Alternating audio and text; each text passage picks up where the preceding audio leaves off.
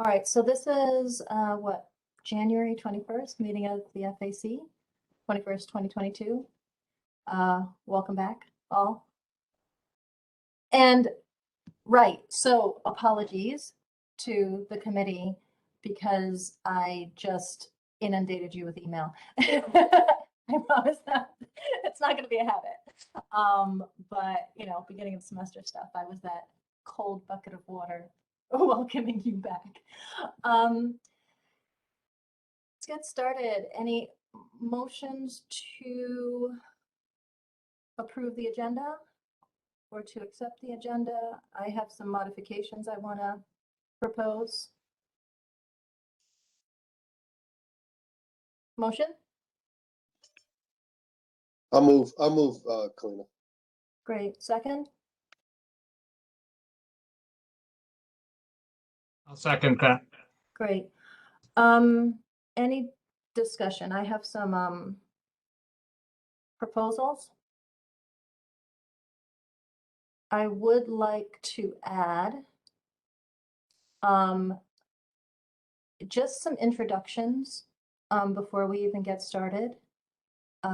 Just because this is a new term for most of us, and we do have some new folks here. So I add them as item 2. I will add as item 9, I believe, well, after Acme updates and old and new business, to propose that we add Myrna as an emeritus member, and to also consider some potential date changes.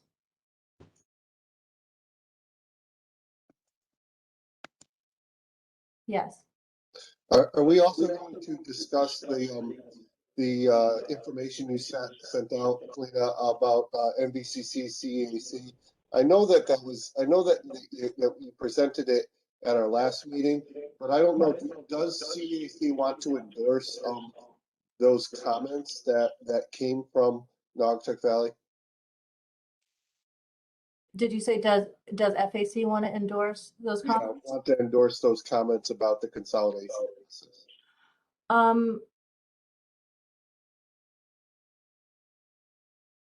Thoughts?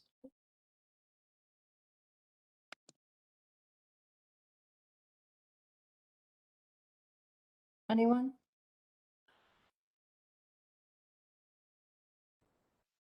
I would say that that's worth a conversation, and I was going to mention it in my report, but it could be its own item. I would say, though, as an action item, I think we should delay it till February 4th, since a lot of the stuff that we're doing today will be just more procedural, but that is when we'll have like our final sort of voting members for this new term. Does that make sense? So we can discuss it and then take possible action on November 4th. Is that good? That's February 4th, right? February 4th, November 4th. Sounds good. Put it way off. All right. Okay, so we can keep it in the reports of the chair and the vice chair then?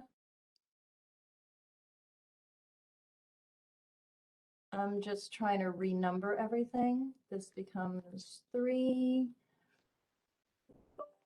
Things are not working well with my renumbering, but after Acme is Myrna. It's Pam. Yeah. Just as a point of rules of order, you'll need to take a motion on the additions to your agenda, a second and a vote to accept the 3 changes, and then a motion to accept the agenda as amended. Okay, thank you. I wasn't quite sure what order I was going in. Okay. So how do I back out of where I am now? Am I still fine? You're still fine. Okay. So the new order will be as follows. This is what I'm proposing. First, this approval of the agenda, then our introductions.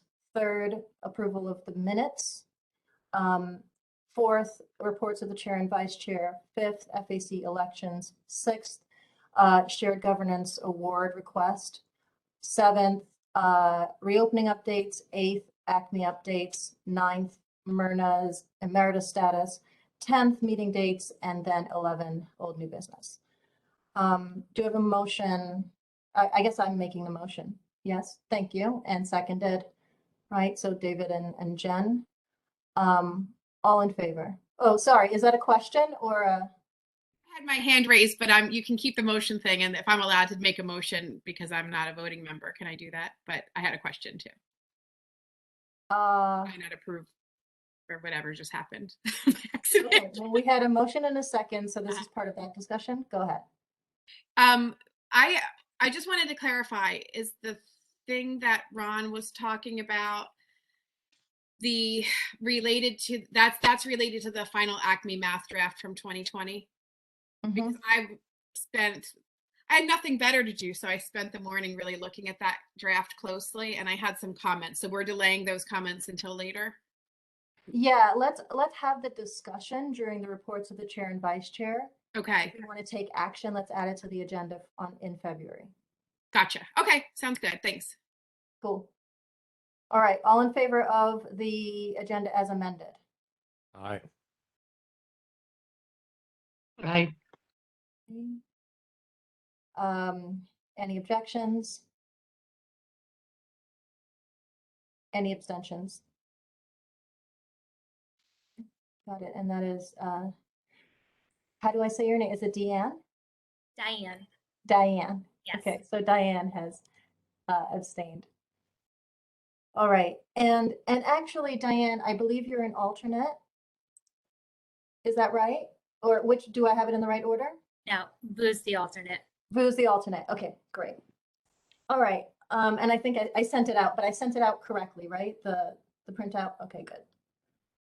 Jen, is your hand up again or still? And Pam, are we good to go?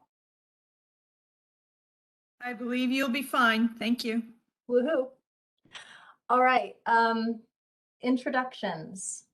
Can we just go around the room, and there are new members here, and there are also, I believe, guests here.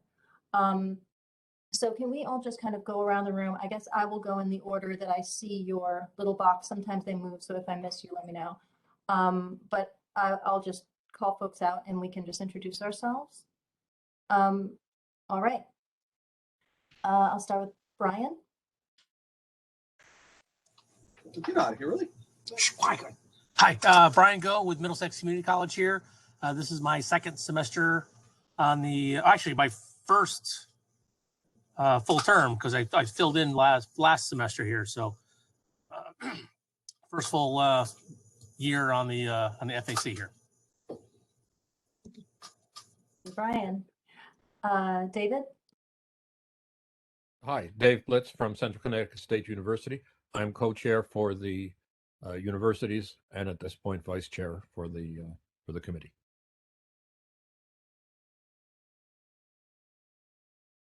Diane. Hi, everyone. I'm Diane Robinson. I'm from Southern Connecticut State University. I am the new SWOF rep, beginning my term today.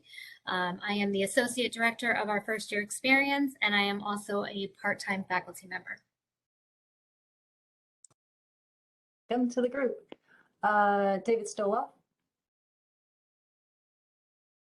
Hello, David Stoloff from Eastern Connecticut State University. I'm a professor in the education department, and I'm, I guess, an alternate to the FAC this year, right, in 2020. Alternate. Only three of the four university representatives can vote, and this is the year for Eastern alternate. But I still come to meetings. And actually, David, so Robin is currently the only rep from Western, and she'll be teaching on Friday afternoons this semester. So we're going to need your vote throughout the semester unless Western is going to send an alternate. So that's where we are at the moment. Thank you. I will vote when needed. Great. Fran? Francis Cohn, Professor of History, Tunxis Community College. I'm starting my second term on FAC. Jen? Hi, I'm Jen Long from Three Rivers, and I guess this is my third year on FAC. Same thing as with Fran. And I'm on CSET as well. Carmen? Hi, this is Carmen Yamayanas from Capital Community College, and this is my second semester, but yet we're voting on him right now to, I don't know, be officially a member of FAC, I guess. John? Hi, John Anderson from Quinebaug Valley Community College. This is my first year on FAC, taking over for Brian Kaufman. And I'll be sharing this position with Jane Batty, Professor of History, who will take over, I think, next year, next semester. We're going back and forth over our tenure. Welcome, John. Linda Wilder?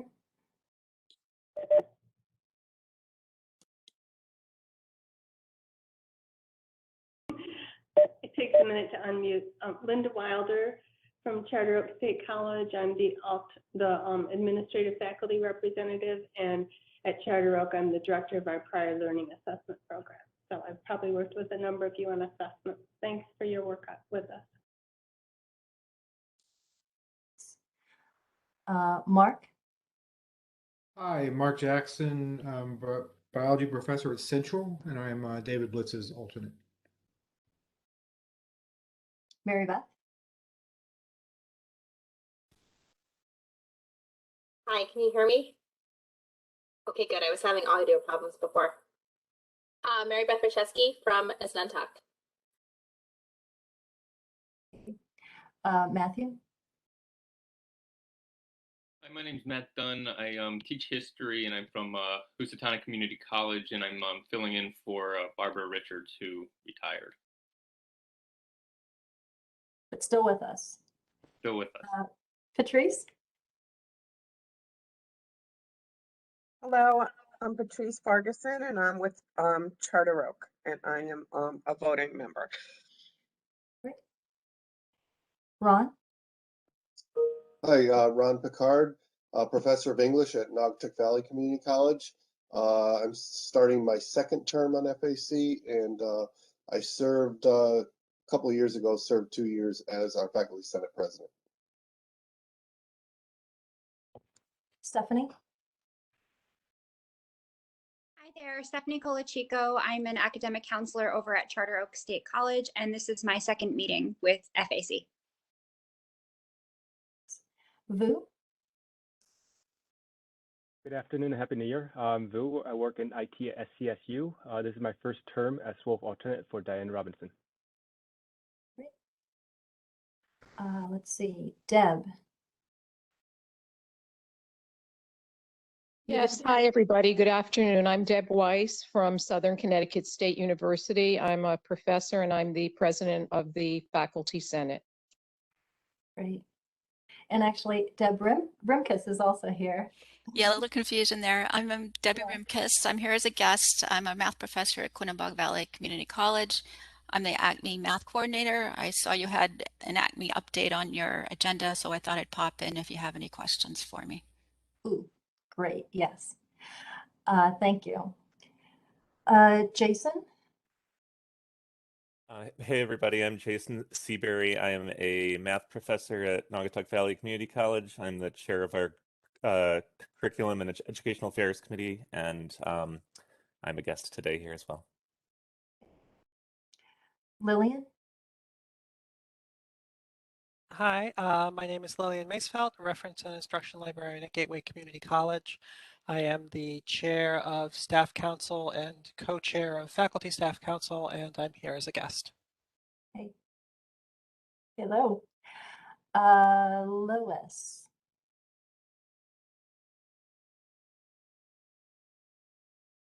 I am Lois Amy. I'm from Norwalk Community College, and I haven't any idea how many years I've been here.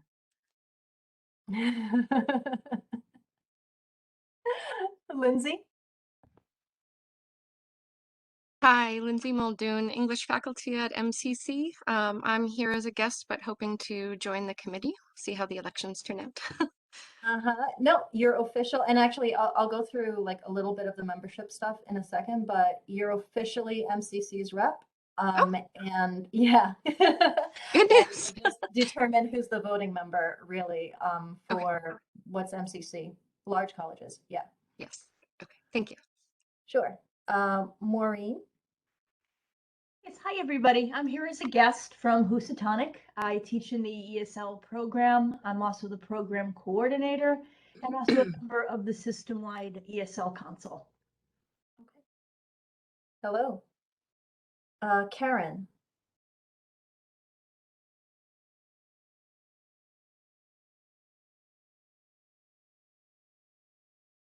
Karen, are you there? Okay. So we'll catch up with Karen if she returns. Okay, so there were lots of moving boxes, but I think we got everybody. Is that I right? think we didn't get me, so Kalina. Oh, Mike, sorry. Okay. Mike Shea, I'm from the English department at Southern, and I've been here since I think 2012. And also, Kalina, I just want to mention Sean Grace is no longer the alternate. It's now Mikey Fisher. Yep. And Just so- I think that's correct on the list that I sent out. Yes? I think not. I think it had Sean on there and not Mikey. Okay. So I just sent the invitation. Sure. So it gets very confusing because there's so many lists. I just wanted to let you know. Sure, thank you. Uh-huh. All right. So just a note on membership, because there were loads of questions. And as a reminder, the statewide community college elections are happening right now. So remind your college to vote. But just so I sent out the membership list to the committee last night as far as we have it. And we have, the committee is composed of 10 voting members, and that's 3 faculty from the universities and 1 SWOF from the universities. And then 1 faculty, 1 administrative faculty from Charter Oak, and 3 faculty and 1 professional staff from the community colleges. So in 2019, there was an effort to formally have representation from all 12 community colleges so that there's a mode of communication back and forth and there's full participation, even if there are only 3 voting members of faculty and 1 of staff at any given time. So while for every college, if your college voted for you to be their rep, with the exception of if there's a question between if there's a faculty or staff rep, there's a complication there, but we don't have that complication this voting period. You're the rep. The only question is whether you function as an alternate or a voting member during the term. So that's all that's being decided right now. At Manchester, there was both a faculty and a staff rep, but the staff rep has moved into an interim management position, which means that she can no longer serve on this committee. So Lindsay, it's you. So this is the group. It's just a question of who the voting members will be for the full 2 years. So yeah. Sorry, Ron. Colleen, how is that election being conducted? I haven't seen an email or anything. It hasn't gone out. I haven't seen it. I don't know. So Jen, do you want to, we can talk more during FAC elections, but actually Jen can give the update, but really the governance chairs are supposed to be sending it out to the entire college. That's the plan. Yeah, and the voting is open from now until when? Oh, Jen, you're muted. I'm sorry, I've been trying to pull it. You just want to know the date that the election ends? Yeah. I have to look at my email real quick. I'm sorry. 26. Okay. So it's the 18th to the 25th, so that we'll have. 26. Say again? 26. 26, so that we have the final vote count before we meet again on the 4th. Mike? 2 points. Mhm. One is there still going to be an election for Lynn's alternate now that the alternate, probably would be important to, unless I'm misunderstanding how that was set up. Lynn moved from alternate to regular, right? Because the other person moved to administration, so that we should probably fill her spot with another alternate. And who is, sorry, do you mean Lindsay? Yeah, Lindsay. Oh, no, it was that Manchester had both a faculty and a staff rep, and the way that it would have worked was that if Lindsay wasn't the voting or primary person, then there's a second chance to have a voting member by filling in that staff slot. But since there's no need for that, we have everything we need. Lois is the professional staff voting member, and then all 12 colleges have a faculty representative. Okay, sorry, I misunderstood. Thanks. So I have a question for those of you who've been around longer, because I was just wondering, were there always people officially participating from all 4 colleges, even though one college was functioning as an alternate, or was something like the revision in 2019 done in 2016 to make that happen? Do you remember? I guess maybe I've been around among the longest with Lois. As I recall, I don't know what you mean by participate. We always had only 3 of the 4 could vote every year of the universities. Only 3 of the 4 could vote every year, but everybody attended and spoke. Okay. Is that what yeah. That's good. Cool. Good. Lois has her hand up too, I think. And I just want to agree with what Mike is saying, that the state universities always had representation from all 4 universities. Okay. All right. Well, and I see one more. I don't know, Jonathan, do you want to say hello? Jonathan Wharton. We just finished introductions. Certainly. Good afternoon, everyone. I'm Jonathan Wharton, and from Southern Connecticut State University. So, Colleen, of course, good seeing you again. Good to see you. Thank you. All right. Okay, so let's move on to the minutes. I'm going to just drop in the chat again the link to all of the draft minutes.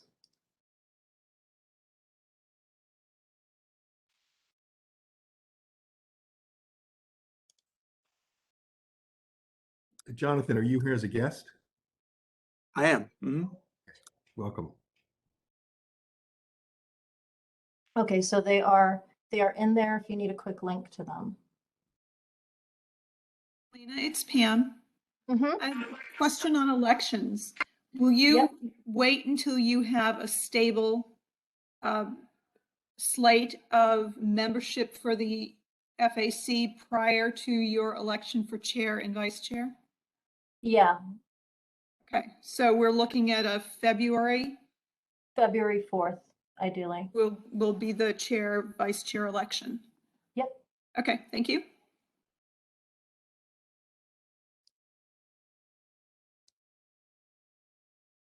Okay, so let's begin with November 5th. I believe that was the joint meeting with the BOR, and Pam was kind enough to share her draft with us.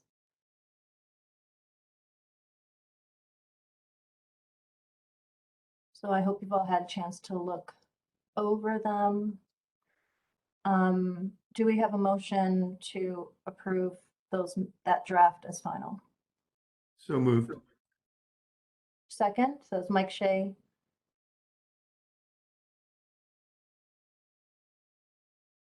Lois? Okay.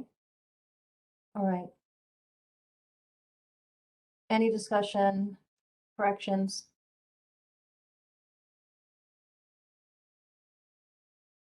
Okay. All in favor of accepting the minutes? Aye. Aye. Aye. Aye. Any opposed?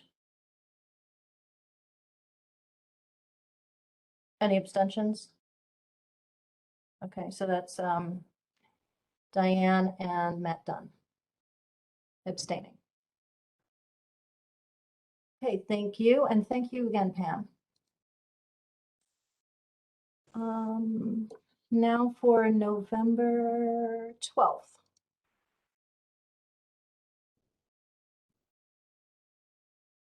I have one proposed correction to this, but I wanted to wait until the meeting to make sure I had it right. I believe that Christine Ruggiero is, I probably said her last name wrong. Christine from Middlesex is listed as absent from Middlesex. But I believe, Brian, you were present and had taken on that role at that time. Is that correct, Brian? Okay. So the correction would be to delete Christine from absent and insert Brian as present, voting for, present representing Middlesex. Okay. Motion to accept the minutes with that amendment.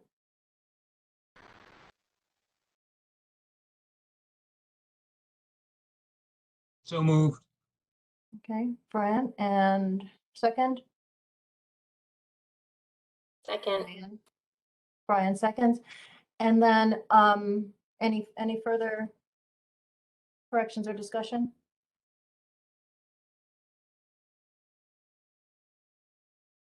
All right, all in favor?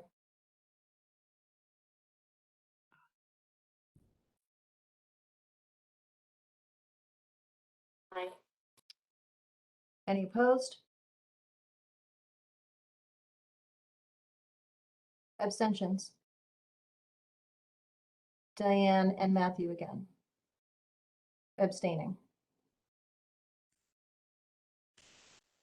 All right. Last one for now is December 10th. For this one, I have the exact same correction as the last one. Delete Christine as absent, insert Brian as present. And yeah, and that's it. Matt, you were there, but then so was Barbara. Okay. So motion to accept minutes with that correction.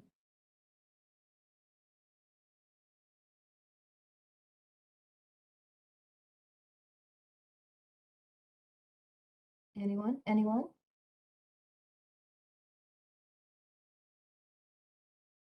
Thank you, Mike. And I'll take that as a second. Brian? All in favor? Yes. Any opposed? Any abstentions? Okay, Diane and Matthew. Okay, it is done. I feel so much better now, Pam.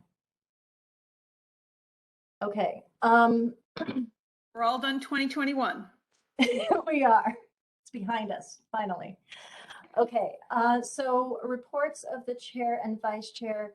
Can I ask you to go first? Go first, Brian. I mean, Brian, David.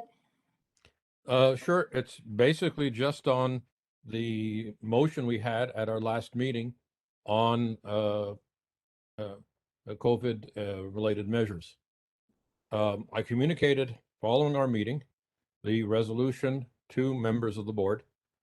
In fact, coincidentally with our meeting, there was an email. Pam Helene, who was here, was sent it, canceling the meeting, a special meeting of the board, which had been planned for January, to continue the November meeting that we'd had, I think it was in November, where two outside consultants had presented on various ways in which public higher education is organized across the United States and different states. Pam indicated that given the ongoing COVID concerns and our desire to have the second part of our board retreat in person, we are releasing the January 21st date and looking for a date in early spring. Thank you for your flexibility and stay safe. And I did have a question. There was a follow-up if we had any questions. And I did have a question, which was, and I directed this not to Pam specifically. I mean, Pam was exercising her functions as Assistant Secretary to the board in communicating those instructions that she'd received, and also using her best judgment as to how she should exercise her function. So there's no criticism here implied. But I did say in response, I do have a question and an attachment. My question is, why is the special meeting of the board planned for this month being delayed due to concerns about COVID, but reopening of CSU campuses is not being delayed, unlike for Yale, Wesleyan, and for that matter, UConn, all of which had delayed going back on ground by a week to 2 weeks. And then I said, on a related but distinct issue, I attached the motion just unanimously passed today by the Faculty Advisory Committee with recommendations for updating in 7 areas the vaccine mandate in place following the June 2021 resolution of the board. And so I think that situated our resolution in its context, that this was to update, and was our recommendation to the board for updating its resolution of June 2021 requiring a vaccination mandate. And so the matter stands at this point. I have received, other than a response from Pam once again, and as she's here, she can explain her point of view if she wishes to add anything to what I'm about to say, which was a procedural matter, namely that matters arising at the Faculty Advisory Committee have to be sent to the provost of the system office and the chief of staff to be vetted by them, to be sent to committees of the board, then to be sent to the board if that judgment is upheld. And I must say that I, at this point, have to state my disagreement. I think that the resolution which we passed was an amplification of a resolution already in force by the board, and it was our suggestion as to how to make it more effective for this incoming spring term, especially given the Omicron variant. You may recall, and I don't want to go through the whole history of this, but in March of 2020, when I brought up at a board meeting that the board, for several months in a row, had not discussed the COVID pandemic, the vaccines were then becoming available, and I had suggested at that time that a committee of the board, or in the absence of an appropriate committee, an ad hoc committee of the board, be established in order to develop a policy with respect to the vaccine mandate. As a result of that, and Jane Gates was then the provost, she indicated that she would get back to me at some later date, and she did within a week, within a few days, in fact, requesting that we set up an ad hoc committee to come up with a resolution. Now, I'm not going to skip the rest of the details, but I'm bringing this up just simply because there doesn't seem to be, and we're now 2 years into the pandemic, a specific committee or working group of the board responsible for development and implementation of a vaccine mandate and related COVID measures. And that is why at our meeting, our last meeting in December, we had previously set up a working group again, and we made the recommendation that we did. I've not received any response, and a number of you have asked me if I've received a response. I have not, from anyone at the board, on the content of what we suggested. Better using of students for educational campaign amongst their peers, better use of faculty with expertise in the area, and all of the various other issues, including reducing the number of non-medical exemptions, better enforcement measures for students, but also faculty and staff who are not reporting their status or not following the testing procedures, the recommendation for the use of N95 masks, and so forth. So that's where the matter stands at this point. And I don't know if you have any further questions. David, it's Pam. Yes, I'd like to hear Kalina for the record indicate that that she had sent the resolution to both our interim provost and the chief of staff for consideration by that committee. Kalina? That's right. And in the absence of, we have a new chair of the Academic and Student Affairs Committee, which I guess is the most relevant committee of the board, seeing as we don't have any sort of COVID body. And so in the absence of being able to send it to that person, I've sent it to yes, Chief of Staff, and remind me of Ken's title again. Provost. Interim provost. That's right. And I believe it is has been discussed with our new chair of the Academic and Student Affairs Committee. Regent Ira Bloom is his name. That's right. Yes. And that's great. And I like, I love when that process facilitates our ability to advise the board. I do not think that it is the best permanent setup, however, because our responsibility is to the board, and to have management determine whether or not our concerns rise to the level of consideration of the board, or to be responsible for filtering the message or presenting it, I think it presents an obstacle potentially to our ability to actually advise the board, which is what we were statutorily created to do. So I think we're going to need to talk through a better workflow, though I do absolutely appreciate the times when that process can facilitate what we do. In the absence of your suggested better practice, this is the process that's been in place since 2020. And we appreciate that it is moving on for consideration by the board. Okay.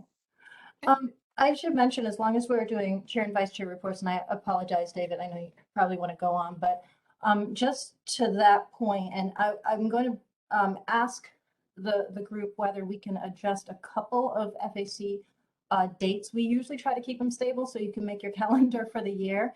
But I am going to ask whether we can adjust some of them to sort of be responsive to the workflow that's going to be flying through the ASA this semester.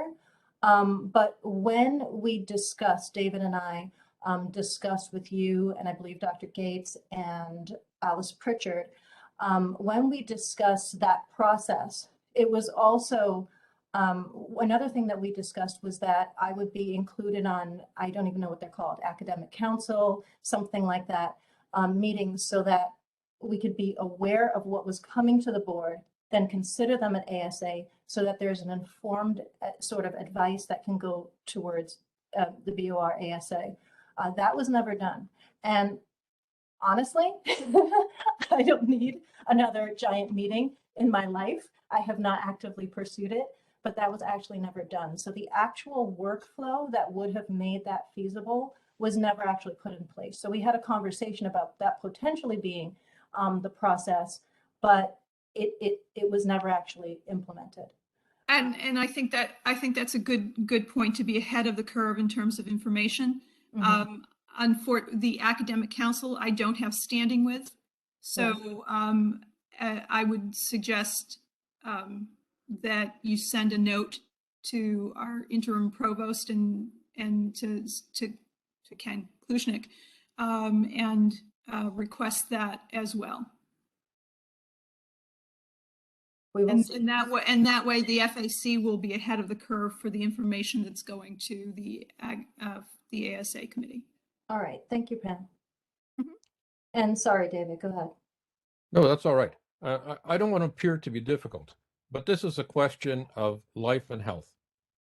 And if we have to circumvent certain procedures which are not fully in place, or which are unnecessarily delaying in terms of action. For example, the board is not meeting again until February 24th.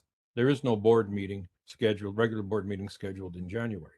The issues which we brought up were sufficiently important that in the absence of a meeting of the board within the week or two following the FAC resolution, I think it was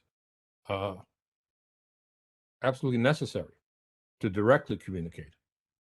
And when you, Pam, when you sent us your message as you did, both Colleen and I agreed to resubmit or additionally submit to the interim provost and to the chief of staff. But I think we need to clarify all of this once more. I think we made some progress last year in terms of respecting Section 185 of the statutes of the state of Connecticut with respect to the role and function of the FAC, and in particular, the joint meeting which was held again in November. But at the same time, more obstacles have arisen. For example, when at the last meeting of the board, and this is part of my report, so it's slightly different from the section on the vaccine mandate, when at the last meeting of the board, I asked for an agenda item for the FAC, I was told that no, that there were to be no more agenda items for the reports for the FAC, that had been replaced by the joint meeting of the FAC with the Board of Regents. And that is something to which we never agreed, and it doesn't seem to me to be sensible or helpful. In fact, it strikes me as a step backward. And what I had wanted to bring up at the board meeting, the last board meeting, I simply said, and you complied, I said, give me 3 minutes as if I were a member of the public addressing the board. And I brought up 2 issues. One was that the new financial formula, or budget formula, for the universities, which had been approved at the previous board meeting, I had asked at the Finance and Infrastructure Committee for details on how it directly affects the working budget of each of the 4 universities. And there had been a clarification which I'd received from Ben Barnes, the chief financial officer, that in fact, without the one-time state addition to the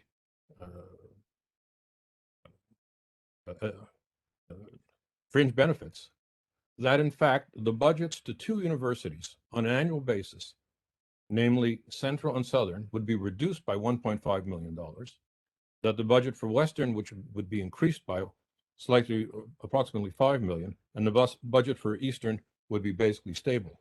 And I said I wanted that to be included in the minutes of the Board of Regents so that we had a clear idea, or a clearer idea, of what was happening in terms of the formula used to calculate the distribution of funds to the 4 universities. And I think I noted at that time that we had at the board meeting a resolution on naming of buildings and programs, which I thought was excellent. It went on for 12 pages and explained all the details that anybody would ever have to know about that particular function. But when it came to changing the formula by which the universities received their operating budget from the system office, a report of barely 2 pages, which in fact did not specify or indicate that the budgets of 2 of the universities would be cut, was not included. And secondly, I brought up the question of the vaccine mandate and updating our implementation measures. So I think that there's quite a number of issues that have to be further resolved in terms of, in particular, the application of Section 185 of the statutes. The Faculty Advisory Committee has a role, advisory in its name, but clearly in the statutes to assist the board. And that means to directly communicate with the board. We do so by our participation as non-voting, but apparently vocal members of board meetings. But we've also requested a regular item on the Board of Regents agenda for reports from the FAC to better integrate the FAC into its functions of assisting the board. And those are issues which I think we have to come back and look at in further detail as the year proceeds. That concludes my report. Jen? I just wanted to get some clarification about why the FAC is treated the way we are, because I'm really confused by this. When I talk to some of my colleagues and, it's FAC resolution after resolution, people are like confused. It just seems like this body meets for a long time every month and we have such great ideas and meetings and thoughts and stuff, but it's so frustrating. Like, the reason I read the math ACME draft so closely this morning was because I couldn't believe how unfair the differences are between math and English, and knowing the history of that and how people are silenced and stuff. And it seems like it's the same thing here. And I saw the president come and do a listening tour and want to talk about reaching across and building consensus and stuff. And, you know, should we just be rethinking this more broadly? Because I feel like we spend so much time here being frustrated. And is this just our lot in life, that we're like, you know, just always going to be treated horribly? I don't mean to be so frank, but it's really feels icky. I don't know how else to put it. Like, what's another way this year maybe that we can just sit down and say, you know, do you want 5,000 examples? Like, because it feels like, I don't know, I don't want to say the wrong thing if this is being recorded, but I'm very, very frustrated. I don't know what to do with that, but I can't imagine how the people who have been here for so long hitting the same thing feel. And it's not even about consolidation per se, but just about the absolute lack of respect for faculty voices and the manipulation to not let them be heard in any meaningful way. It's exhausting. I mean, I come with so much energy because I support you all, but I'm really like exhausted. Me too. Lois? I'm going to agree completely with Jen. I mean, this is incredibly ridiculous. We're being stonewalled, ignored, and castigated with made-up procedures. So they can continue to ignore us completely whenever they want to and however they want to. They just make the stuff up as they go along. It's insane. I can say this, Jen, as someone who had a moment sitting on a couch going, what am I doing and why? Very recently. Like, there's so much energy and so many meetings. Like I said, I don't know whether I want to sit in an academic council meeting and a BOR ASA meeting and a BOR meeting and a CCIC meeting every single month. You know, just to keep up with the flood, when clearly the advice that we provide is not heeded. And there is no workflow that's going to change that at the moment, it seems, right?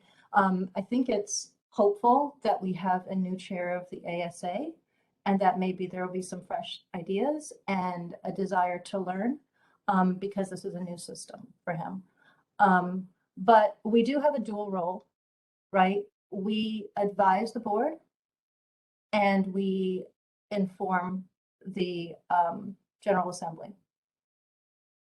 And in the absence of effectively performing our advisory role, we can at least perform the role of making clear to the body that put the system in place in the first place, the extent to which it is not functioning as it was designed, right? So the board was created, and with its creation came two advisory bodies in the form of the student advisory and the faculty advisory body. It is understood that the board would be in close contact with management.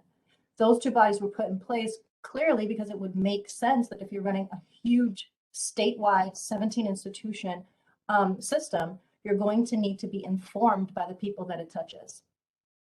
So by design, this could work, but we've never had a chance to see if it does work because it's not functioning as designed. The statutory meetings between the FAC and the board and the SAC and the board that are supposed to happen no less than twice a year have not been happening. There are obstacles to communication. The SAC in the last term, pointed out that even the election procedures for students made it so that there wasn't a student representative on the board for much of the year, much of the time. So that needs to be adjusted. By the time students get there, they have to catch up, then they're gone already, So I think at the moment, at least there is that function, and we can continue to hack away and realize that many of us teach students who have always held a role similar to the one that we currently hold in the system and society. So, some compassion is being cultivated. I'm sorry, I'm trying to pep talk myself. Ron? I just want to say that I think it's very, very sad that faculty are seen as an obstacle to the BOR rather than a partner with the BOR. You can see that in the dialogue that you released from our Jason Seabury and Mike Stefanowitz, in which he constantly kept blaming the faculty for the haste in which they're putting together curriculum.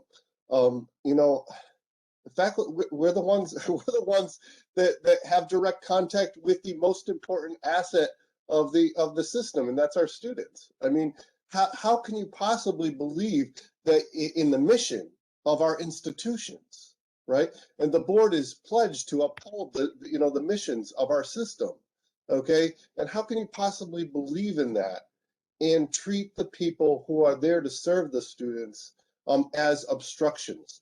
I mean, it almost seems as though the board and the system office believe that if they got rid of the faculty, everything would work out fine and the students would be better off.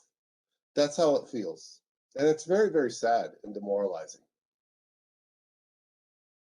I just wanted to add that when I hear Kalina and David, when you both speak, you never, in the whole time I've been on this committee, I've never once thought that what you said wasn't right on and thoughtful and clear and well researched, and the energy you guys spend is just amazing to me. It's an inspiration. And I don't know how someone could be in an audience listening to either of you and not be moved by what you're saying. And it's crazy making to me. I mean, to just be outright ignored time and time again when you're so clear and so logical and so bright. And I just wonder if maybe what we could do at the bare minimum is ask the new coming members to do a different way of approaching their campus with their updates, to sort of really underscore and argue that we need a united voice across all the faculty here. I know we go back and we do our reports and we vote on resolutions and stuff, but I just wonder if everybody is really communicating to the people on each campus just how bad the situation really is. And I feel like it's baby steps and a lot of lip service, but I don't see a lot of action in terms of trying to make, give the FAC the platform that I think we deserve. So that's going to be my goal for next year, to try to make sure the faculty on my campus realize the work that you all do, because these are long meetings and you guys just impress me every week. And I only really returned because of you and the energy that you guys put in. So I appreciate you. And I hope that things get better. Sorry for going on, but thanks. Thank you, Jen. Boo? Kalina, you mentioned that there were 2 advisory committee to the board. One of them was students. Do we know what the students' recommendation or advice was in respect to the start of the semester, similar to what David mentioned? No, and I have reached out to them and plan to reach out to them again. I mean, I think ideally I would love for them to be in close contact with us, but I also think we run the risk of squelching their voice if we're in too close contact, right? So navigating that, but I haven't heard from them yet, and we'll check in again. But no, well, the answer is our minutes information are public. Do you know if their information or minutes are public as well? Could we review that and see if something was in there to suggest what their recommendations were to the FAC or their the meetings, and I'll put the link. Sorry, I cut you off. I didn't hear that. No, I was just saying if we could review their meeting minutes to see what if they made any recommendation to the board.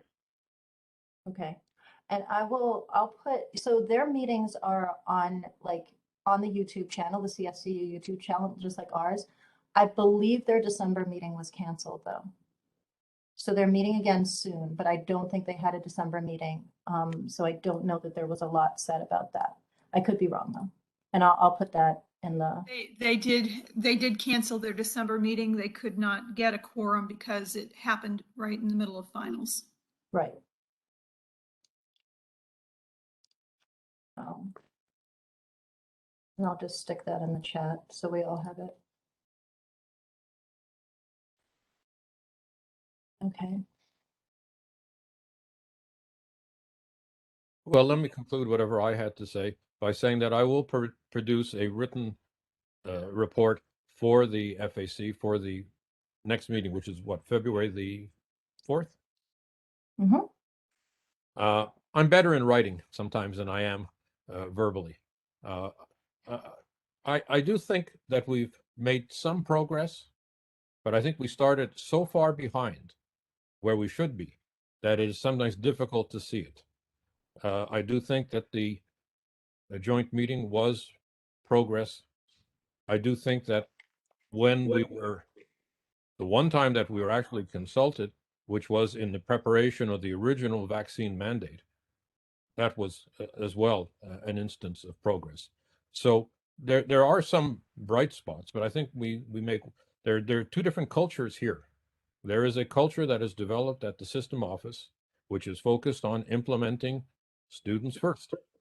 And that's been going on since 2017. We are now entering the 5th calendar year of students first. I mean, it's almost like a Soviet 5-year plan. I don't know if we're going to get the quantity of tractors out that we're supposed to, but sometimes that's the way it feels. And I understand that folks at the system office, they feel they're under the gun too, that they have to get this done, that they have a mandate from their senior leadership, and as well resolutions from the Board of Regents to that effect. But rather than reviewing and revising what is happening and recognizing that going into the 5th calendar year, things are not going as was originally planned. The $47 million a year is not being saved that was supposed to be saved. The one community college still has not come to be after I don't know how many meetings with Neshi and so forth. It is time to review and revise. We have a role to play to assist and advise, but the board has a role to play to review and revise. And it's on that basis that I do believe if they began to do that, we could, in fact, rebuild a relationship. But that's work in progress and still to be done. Thanks, David. Yeah, so I guess I'll just pick up from there, right? We were not able to present to the board in December, but we absolutely will present to the legislature or provide something to the legislature. And oh, David, you know, what you said reminded me, I think years ago, I read someone expressing it this way: written English is my first language, spoken English is my second, and that like resonated with me. I know what you mean. So yeah, so we will be preparing reports for the legislature, and I guess I'll begin with the stuff that we had from CCIC. There's quite a bit going on there.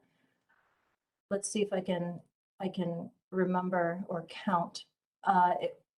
So on the consent agenda on Wednesday, there were 9 programs.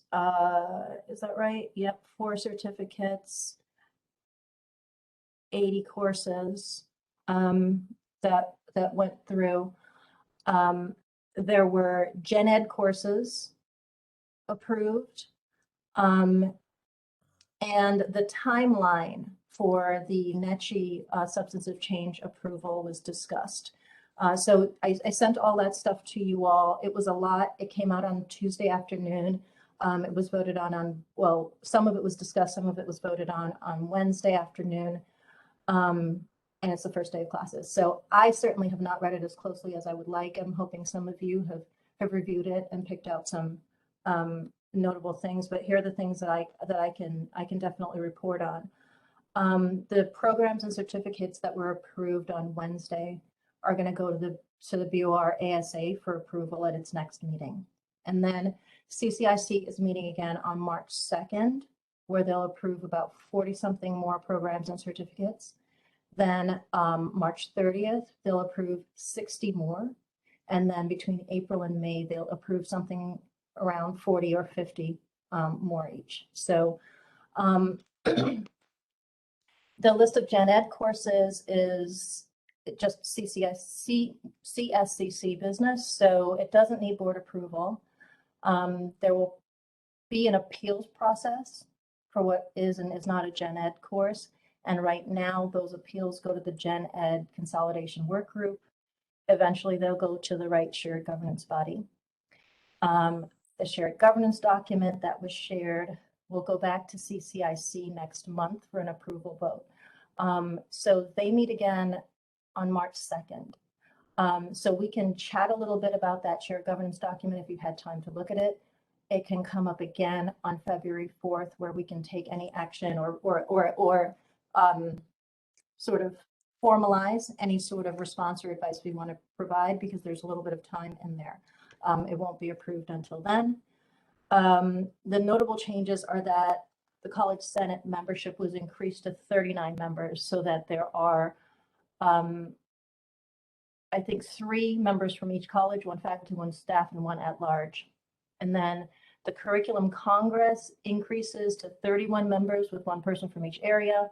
And there are now going to be program area curriculum committees in addition to the larger curriculum committee. So I think those are just the basic facts. Oh, right. The substantive change application will be completed at the beginning of February. It'll be submitted mid-February, I believe. They're meeting with NECI on March 3rd. That's the timeline. So yeah, those are the basic facts for CCIC. So the shared governance document, the gen ed courses, and the list of programs and upcoming programs. Any discussion necessary? Yeah, Lois. I have 2 questions. One, who now is the current chair of CCIC? It's now Mike Rook. Okay. Now that David Levinson is gone. Right. They're submitting this substantive change in mid-February and they're meeting on March 3rd with NECI. That seems like a very short time. Well, they said it would be completed at the beginning of February. Then I heard something about mid-February. Maybe they're submitting it in the beginning of February. It's possible. You usually need 30 days to Okay, submit so something. maybe they're submitting at the beginning of February then. I might have gotten that wrong. But I do know that their meeting with NECI is supposed to be March 3rd. All right, thank you. Sure.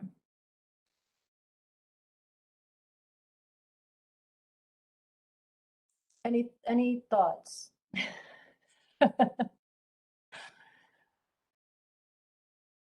On that? I mean, for me, I think that the sheer volume of programs and certificates coming through CCIC and ASA is just, it's overwhelming, and very much related to the next thing we'll talk about, which is Naugatuck Valley CEAC resolution and responses, etc. But it's alarming, and I do not know who bears ultimate responsibility for the output, right? For the fine detail that you tend to check in curriculum committees when you discover that there are weird incompatibilities down the line somewhere, from the more holistic view, from the more focused view. According to Mike Rook, you could say that about 1,300 different individuals, no, sorry, 1,300 people, formally participated, though that number is duplicative in some way because some people formally participated in more than one way, and then they're unable to count the number of people who informally participated in the form of comments, etc. Yet, of course, we know that we don't necessarily know who those folks are. We don't know their names. So I don't know, that concerns me. Ron? Yeah, we also know that many of those participants resigned from participating when they are aware that their feedback and their viewpoints were not being respected. So that's part of it. But I have another question that maybe needs to be raised in some way, somehow. I mean, I've counted, based upon what you said so far in terms of CCIC approval, over 140, 160 programs. Has anyone given any thought to how advisors and how students are going to be able to handle sorting through that many programs to decide upon a program of study? It seems to be overwhelming, and definitely is against the research done by the Columbia Community College Research Center in terms of giving students fewer options rather than more options to avoid the kind of paralysis that happens when you're confronted with that many that many choices. So it seems as though the folks that are putting together this consolidation keep on focusing on documentation that comes from the Community College Research Center, but they're creating something that's dramatically opposed to the research that comes out of that center as well. So I think that's a big problem that needs to be raised at some point, that you really can't have a college with 160 programs without having students become completely frustrated and lost, as well as their advisors. So.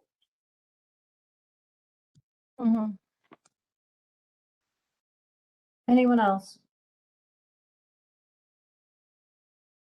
All right, so I know it's the beginning of the semester and there was a lot to take in. So if we are, able to look at these again, if we think that there's any constructive feedback that we can give about the shared governance document, it will be welcome. Apparently they are hoping to get that feedback. So, we can decide if we want to bring this back on February 4th to discuss it in more detail. Because I certainly haven't had time to really reflect on anything. I've just kind of looked at the documents and that's about it. So that brings me, I guess, to CEAC, and I hope that that Ron and Jason might want to just sort of introduce what's going on there, because like I said, there's so many programs coming through. There's such little time. And what I saw in the initial communication to, so when I saw this resolution from last October, I think it was, I was like, wow, this really sums up like the challenges so well, because this isn't even about like faculty, like, reluctance to work on stuff. It's like literally logistical, like impossibility, like we can't do this. And this is why, and it laid out the practical concerns really concretely. So I shared it sort of like as a, hey, just look at what's going on here and see why there's reason to be concerned. And that was shared a little more widely. But what I saw in the response to the sort of evidence that was being presented that this process didn't work was that your answer, the answer given to the evidence that was presented, was theory. They're saying it can't go through these steps. There's only so much time in the day. It can't do this. And the response was, this is the process. Look at this page with all of these levels of review. And my understanding is, I'm on the curriculum committee at Gateway. We are not getting the stuff because it can't go through all the required steps in time very often. I'm on CC, well, I attend CCIC meetings. There's no discussion of the content of these proposals at CCIC. There's no discussion of the content of the proposals at ASA.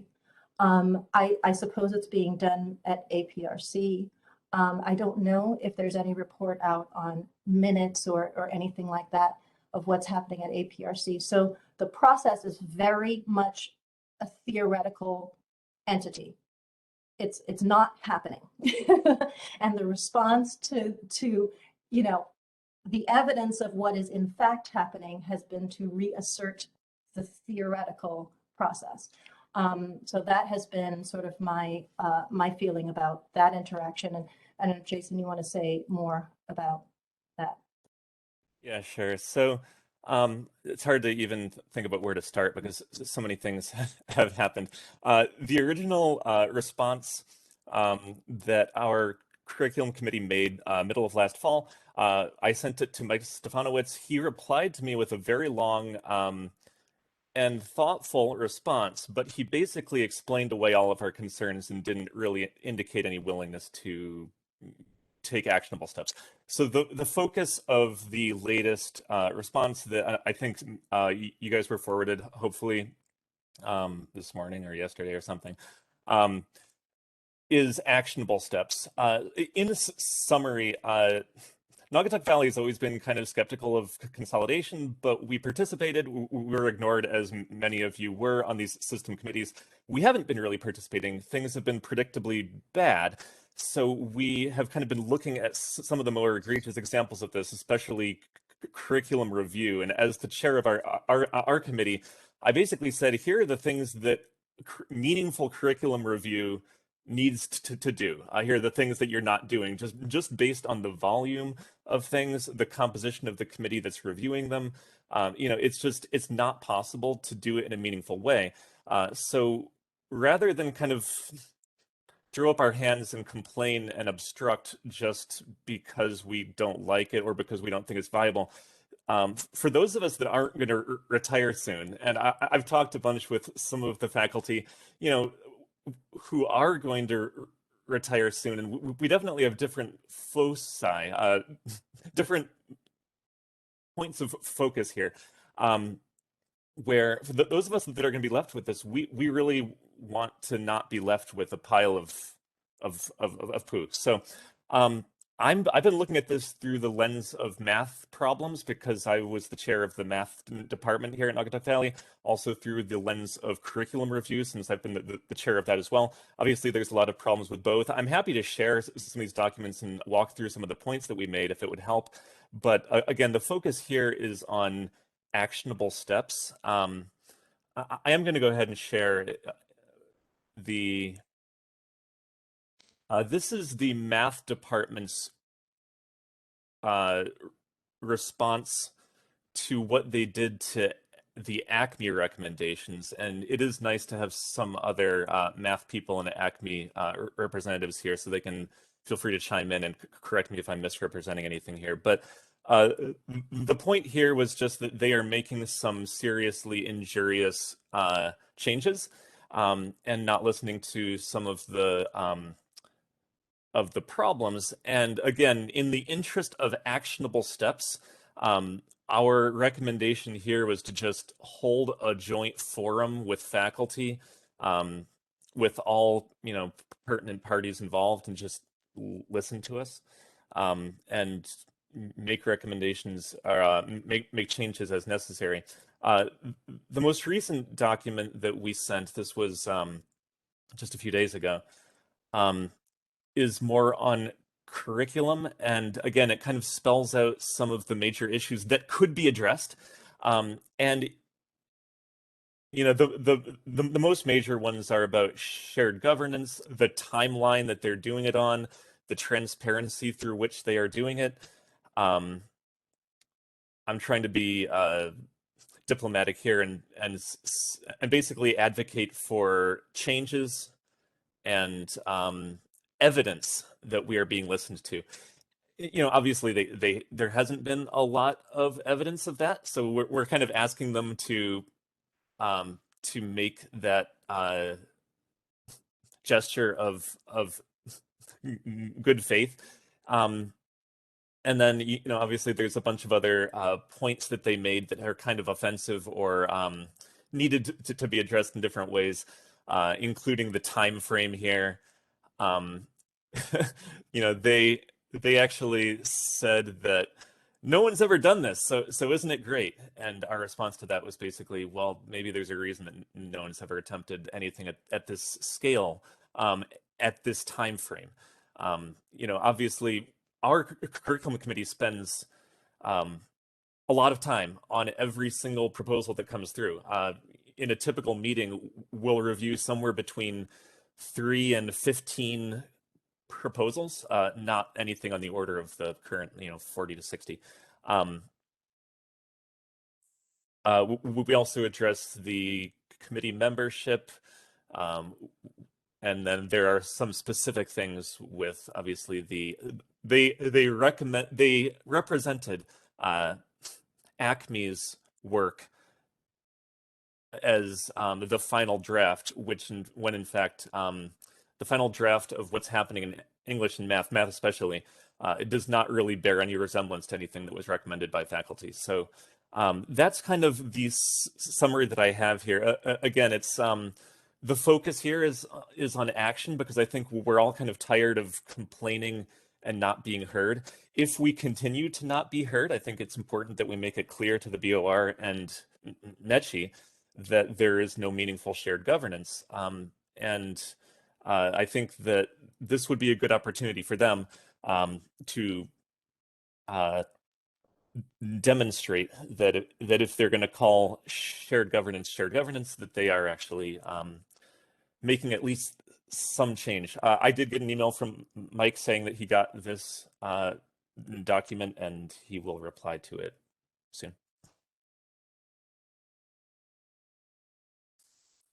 Thanks for listening. Thank you, Jason. And I really wish ACME was next, but I think, you make, this is precisely why ACME is on this agenda. So I'll just introduce it now and we'll get to it later on.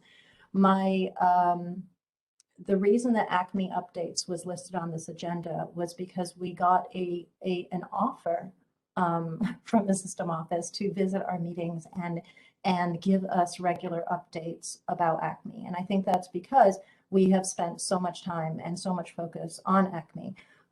We had an opportunity to have a shared meeting and spent all our time talking about ACME. We pulled together the BOR, ASA, and finance chairs and had a forum on ACME. We have done so much work.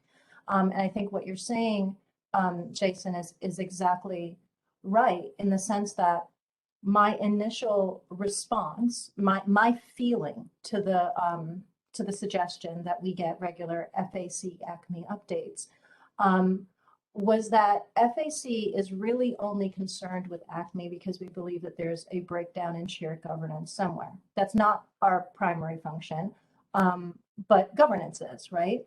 And the major updates that I would be interested in hearing is if we could be given any updates on substantive changes, right, in the ACME policy, and also some commentary on how it responds to the dissatisfaction of the appropriate curricular bodies, right? But to have ACME updates happening at FAC is to give sort of an illusion of a sort of governance when we are not the appropriate body to be weighing in on math and English. Now, if math and English folks are dissatisfied with what ACME provides, it is a matter of access for our students and for the state of Connecticut. Is a matter of whether the colleges are fulfilling their mission. It's a matter of how the universities and colleges are going to work together. So absolutely, it's a matter for FAC, but only as long as the appropriate curricular bodies are not appropriately involved. So that was my feeling, but I wanted to make sure that it was the feeling of the body before I responded to anyone, and opted for less interaction rather than more, right? So I didn't want to say anything until I got a feel for how we felt.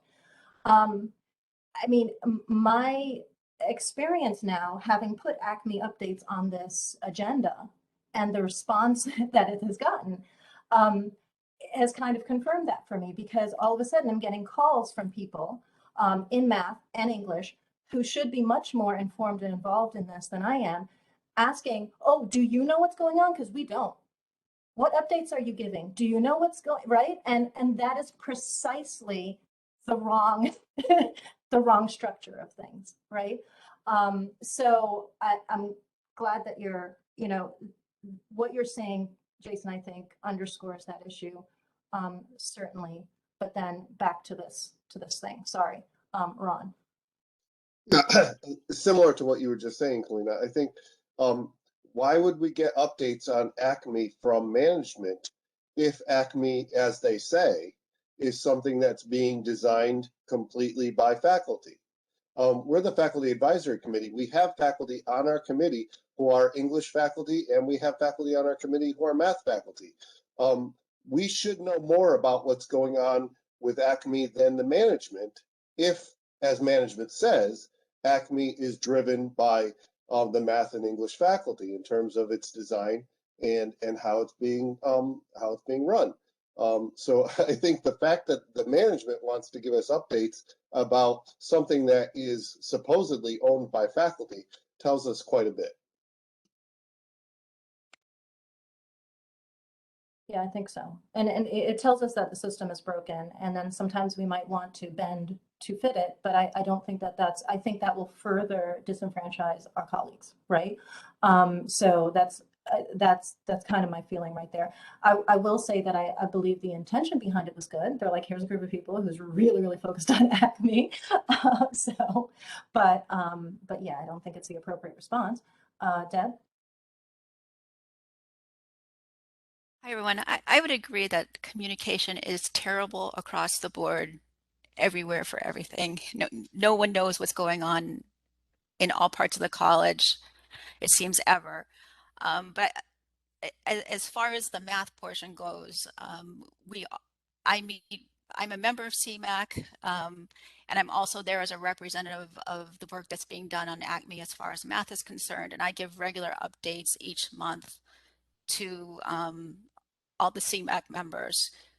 There's almost always a representative from each college there. So there's at least one math faculty from each college getting this information every month.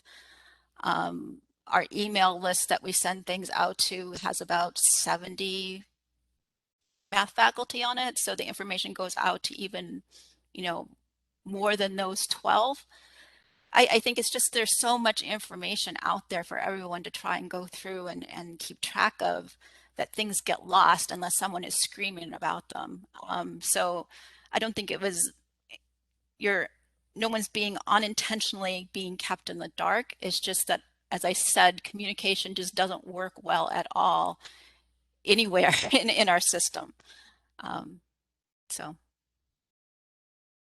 that's my comment. Thanks, Deb. Debbie.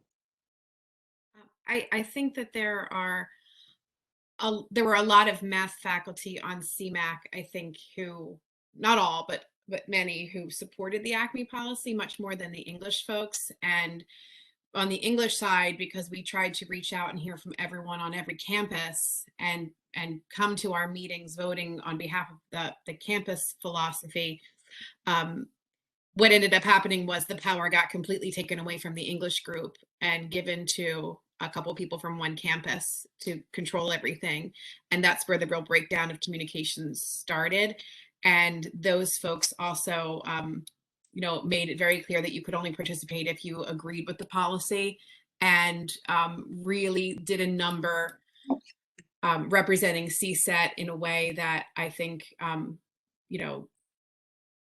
was challenging. So I think that if one of the things I did when I was looking at the ACME document for math was just compared so many examples of where we weren't granted the same luxuries of what the math side was. And also ACME is much easier to align with math than English, and it's a tricky thing. So at some point when it's the right time, I'll go through and give some of these examples, but I just think it's sort of like two completely different situations that are happening.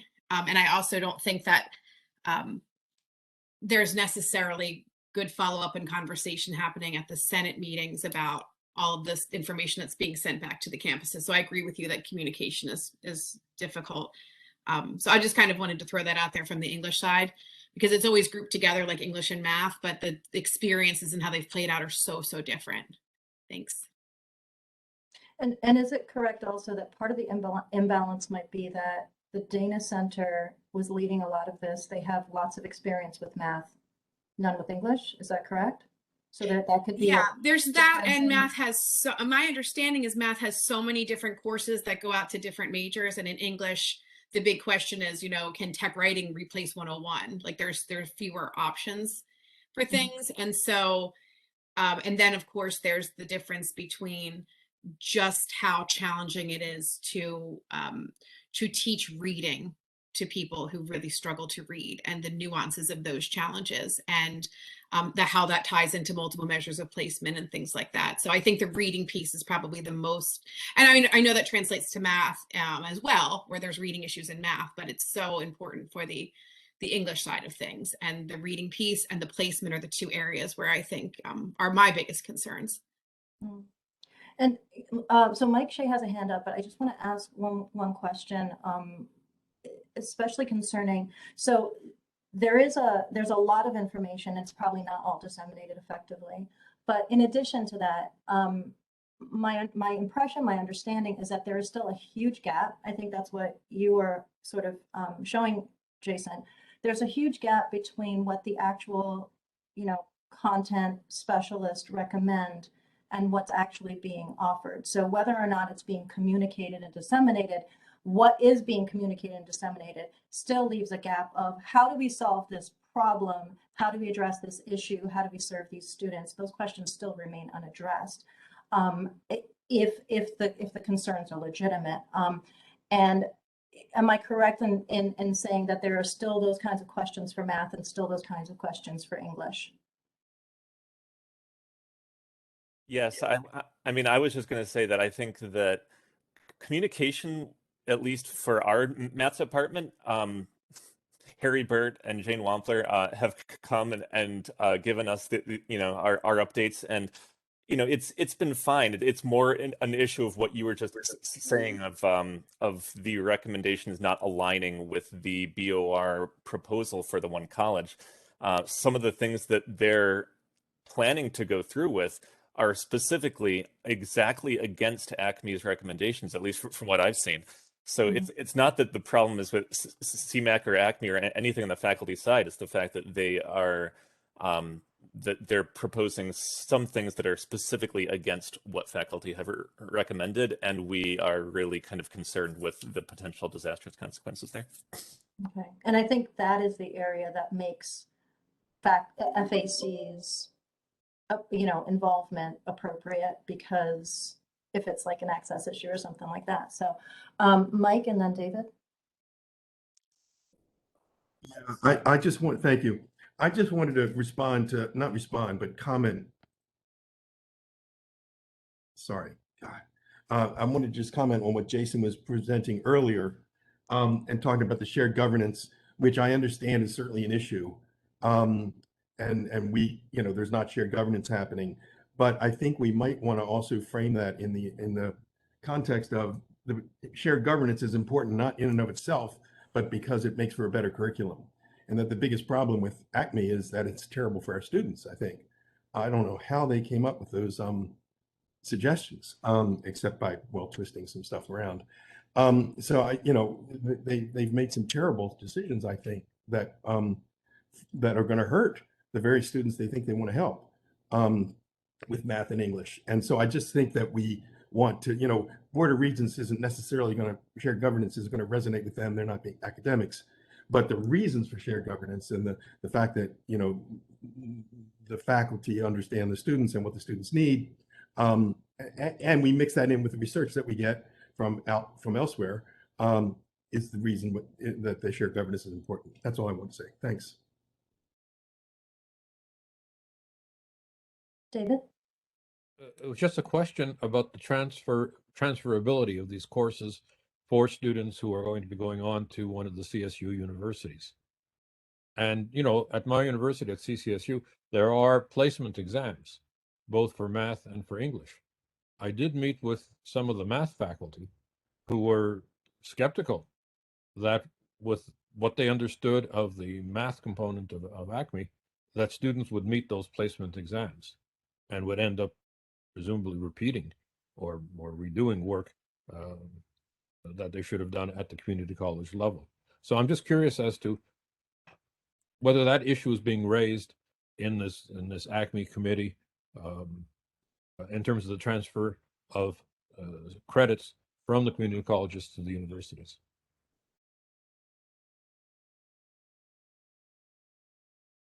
I personally heard a question about that yesterday, but I don't know that I did. Maybe Debbie, do you know anything about? Okay, we'll get to you then. So Jen and then Lois and then Debbie.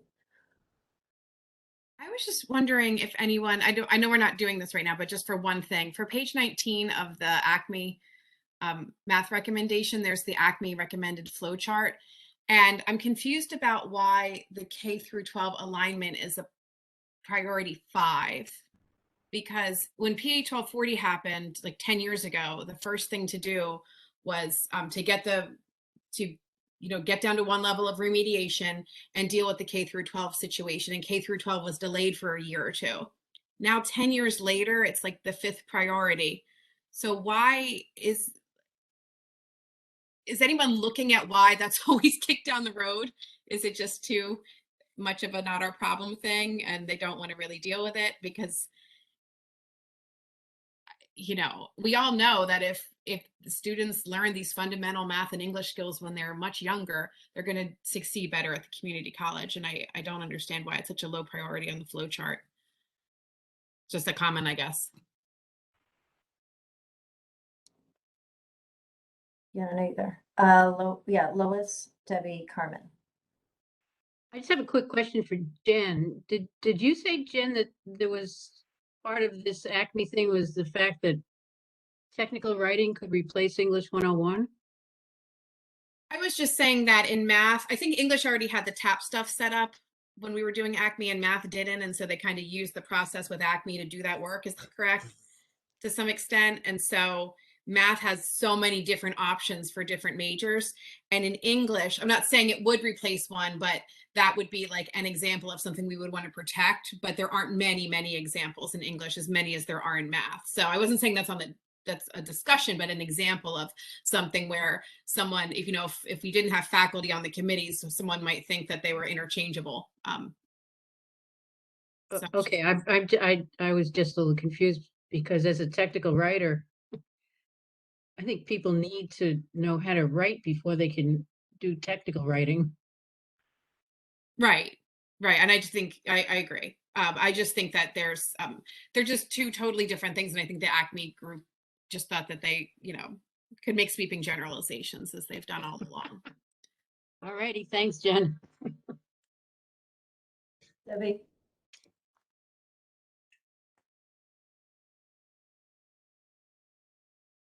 Can't hear you yet. You're unmuted, but. There we go. Sorry about that.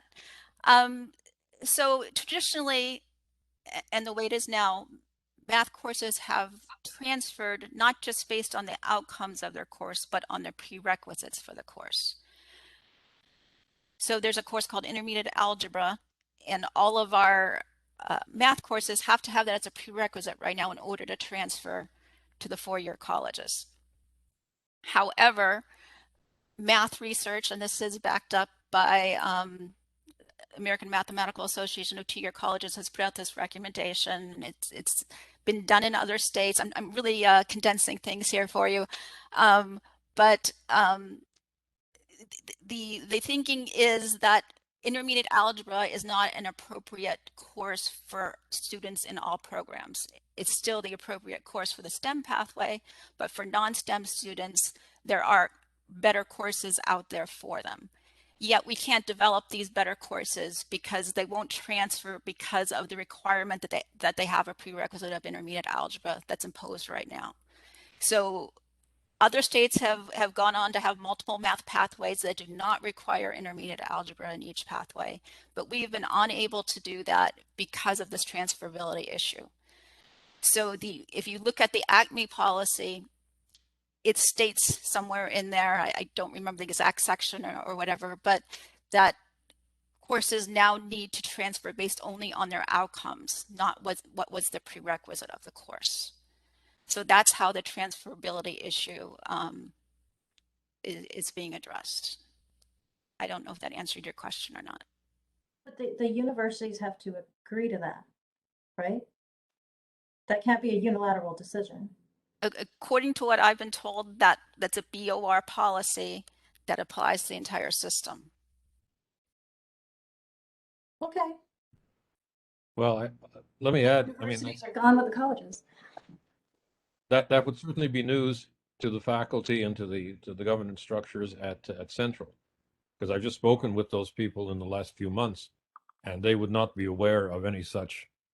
And sitting there on the Board of Regents, I'm not aware of any policy that has been approved which would make it mandatory. I mean, the problem here is that you have all those transfer articulation agreements, and those transfer articulation agreements do include math prerequisites, as it were. And secondly, you have a second problem, which is what happens when a student who hasn't done the intermediate algebra. I speak here as a former math major, right? So I'm calling up my credentials from a long, long time ago. What happens to those students if they want to transfer into STEM?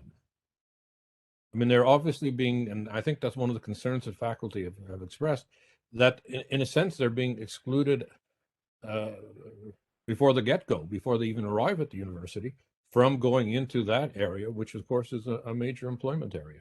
So I think these are some of the problems. That's true for any time anyone transfers into another program. They might have to retake a course.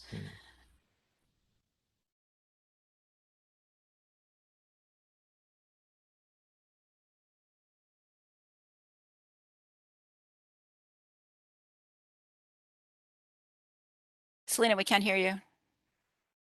Sorry, I was just looking at Deb Weiss's comments and I realized that I didn't receive it that way, but I think what you're saying is the ACME policy is passed. The policy says that the universities receive it, therefore the universities receive it.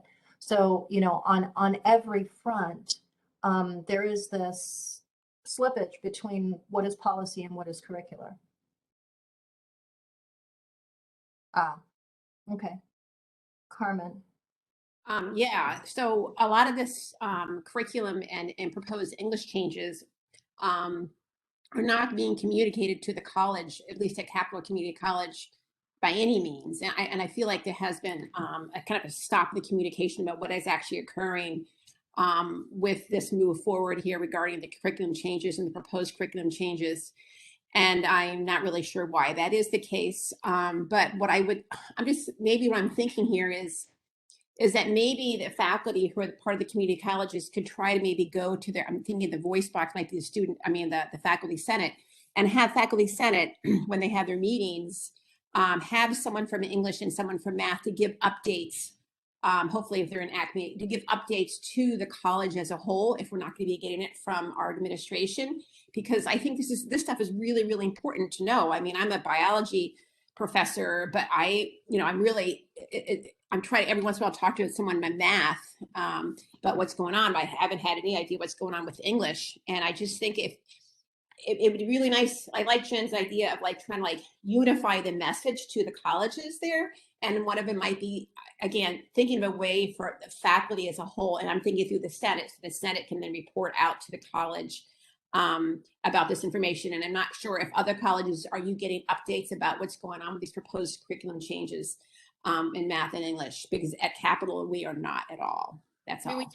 That's what I do at my college. We're a standing agenda item. The problem is that although I was on the PA 1240 Council and on CSAT, I'm not privy to any of the stuff that's going on in English because I wasn't one of the hand-selected people to do the work. So there's nothing to present if you're not on the committee, even though, do you know what I mean? So there's like two issues going on. So I do think everyone should do that for their senates, but there's the bigger problem. But thank you, Carmen. I appreciate that. Right. I'm just thinking that maybe like the chairs of the Senate could maybe then try to pick, someone at the college, like someone who may know the most about what's going on in English and someone what's going on about math, and maybe just give that update there. Thank you. So once again, we've fallen into the rabbit hole of ACME, but I think we fall into these details simply because there is a breakdown in both communication and governance, right? Which speaks to your original point, Jason. So I just want to bring it back to that because, if there is a desire to, in some way, Ron, you had suggested that we might endorse or, in some way duplicate the sentiment that was expressed at Naugatuck Valley. I don't know if there's any way that either one of you want to just kind of sum up or distill or bring it back to that point, and then we can have it as an agenda item for action on February 4th if anyone chooses to do so. Well, I would just say, Kalina, that several of our colleges sent over the summer and in the fall sent NECI comments about the lack of shared governance and the lack of control. And many of the issues that Jason's committee brings up in their resolution were presented to NECI. And NECI responded saying that they were monitoring, that they understood that these were problems and they were monitoring them. And I think it would be very helpful if all of the colleges, or as many as were willing, were to, at this point, send NECI that same that same information, basically the same information as it. I mean, Jason's committee has already done a great deal of the work for the other colleges, because what Jason is saying and what our committee is saying is true throughout this system. I would believe. I think everyone would agree that that what is in his resolutions is happening everywhere.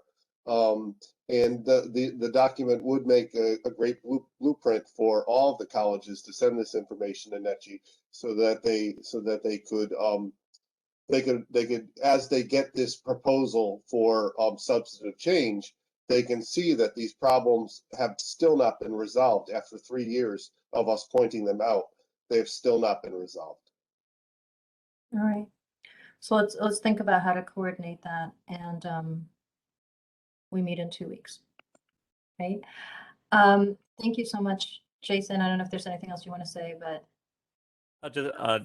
just that I appreciate the opportunity to bring this to you guys. I think that a part of the reason that FAC is involved is because this is as much of a de facto system-wide faculty senate as we have. So it's kind of the only body that is at the system level that the faculty trust at this point. So I think that that's the reason that you're involved here, and obviously anything that you could do on some of these points would be appreciated. If it does come to submitting some kind of formal document based on any of the work that I've done, I would be happy to make it more explicitly organized. If that would be something that people would be interested in using in some way. Thanks. Thank you. Thanks. Okay, so just one more thing that I'm going to very incompletely report to you, because it's the beginning of semester and things are crazy, but I was listening casually to the BOR audit committee meeting 2 days ago, yesterday. Days are weird. Anyway, listening casually to the BOR audit committee meeting is not something I do well, so a lot of things flew over my head. One thing stood out, just because it is the most recent number that we have, but Ben Barnes talking about consolidation savings, once again, entirely from savings due to attrition in terms of our staffing. And it was $20 million having to do with unfilled positions that have been left unfilled in the last few years, and the warning that we're going to have to begin filling those positions to meet the demand and to demonstrate to NETCHI that we are a fully functional entity very soon. So those are set to go away. And as we know, the only projected savings at the moment is the expected 25% increase in enrollment due to excellent advising. So that's kind of where we stand right now in terms of, what are the projections for the consolidation. On the upside, it seems like some of our horribly understaffed departments might be getting staffed a little bit soon. But there'll be so much chaos. Who knows what that will feel like. So that's just the last thing. So, I would recommend that you maybe listen to the meeting. You might get more out of it than I did. Okay, that's it for the long report. FAC elections. Jen, do you want to just give a quick update on where things stand? I think most people have been sending the results to you, because I haven't gotten a lot of information yet, right? We're just waiting for the closing date. Right. I mean, I don't think we'll get anything till the 26th. Yeah, so you haven't gotten anything in at all, right? Right. So we sent out the letters asking each campus to hold their votes electronically during a certain window starting on the 18th, and that's all in process right now. Some questions came up about numbers of positions and stuff that we fielded through the process. We sent multiple reminders, and I think at this point we're just crossing our fingers that people are doing what they said they would do, and that everything will come in and it will all be sent to Kalina, and then hopefully Lois and I will be copied on it, but it's just in progress right now. Cool. And if, Ron, you said nothing had gone out at your college, so if it hasn't gone out. Well, during this meeting, I contacted our faculty senate president, and he Okay. said he would send it out as soon as he got home. Okay, So great. So that will be going out today. great. So just remind your campus to vote, and we're good. Okay. Okay. So shared governance award. David and I received a request that we elect or select or get volunteers for 2 members of FAC who will serve on a 4-person committee, 2 members of FAC, 2 members of the BOR, in scoring applications for those institutions who applied for a shared governance or nominated themselves for a shared governance award this year. So on November 5th, there was a call for applications or nominations. They went out to, and I wrote this down because I found it. I wanted to say it right. Institutional, where did I write it? I wrote it somewhere. Hold on, I had it. I have no idea where it is. It was institutional presidents and institutional chief academic officers. I'm pretty sure. Yes, that's right. CSCU institutional presidents and institutional chief academic officers.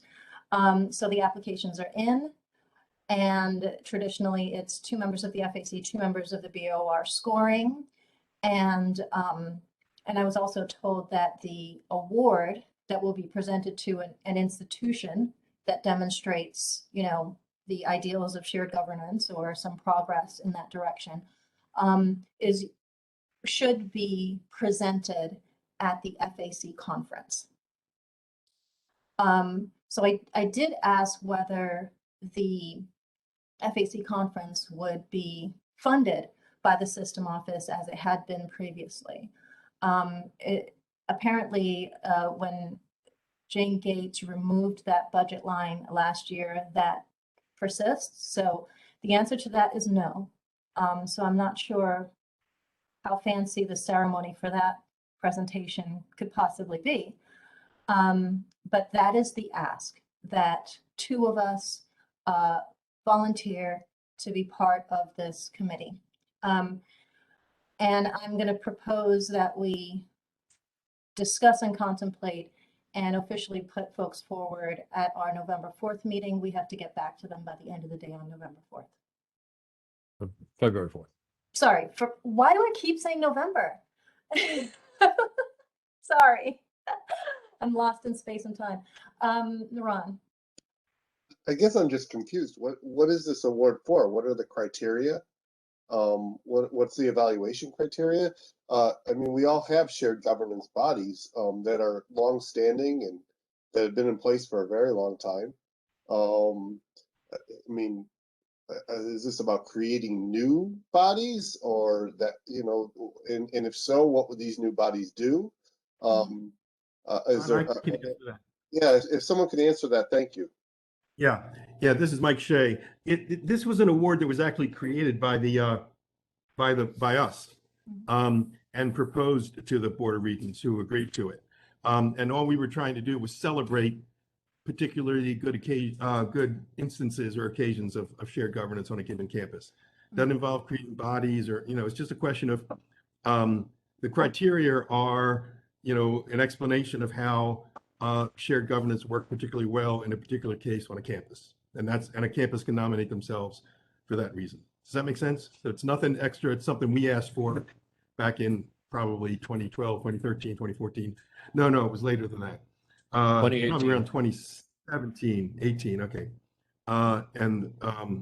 Anyway, so that's what it is. It's campuses nominate themselves. And you can't nominate yourself without it's a faculty / administrative nomination. In other words, it has to, you know, there has to be kind of both sides agreeing to the fact that there was a good exercise on of shared governance on a campus. I hope that helps. Mm-hmm. It seems interesting. So please consider your schedules and whether you can do it. I will forward, to be perfectly honest, I really thought that you guys were going to block me. I was feeling very spammy recently. I will forward you all of the criteria, the call for applications and all of that, so that you can review it and know what you're in for, and then we'll ask for volunteers February 4th. Yes, what is next? Okay, reopening updates.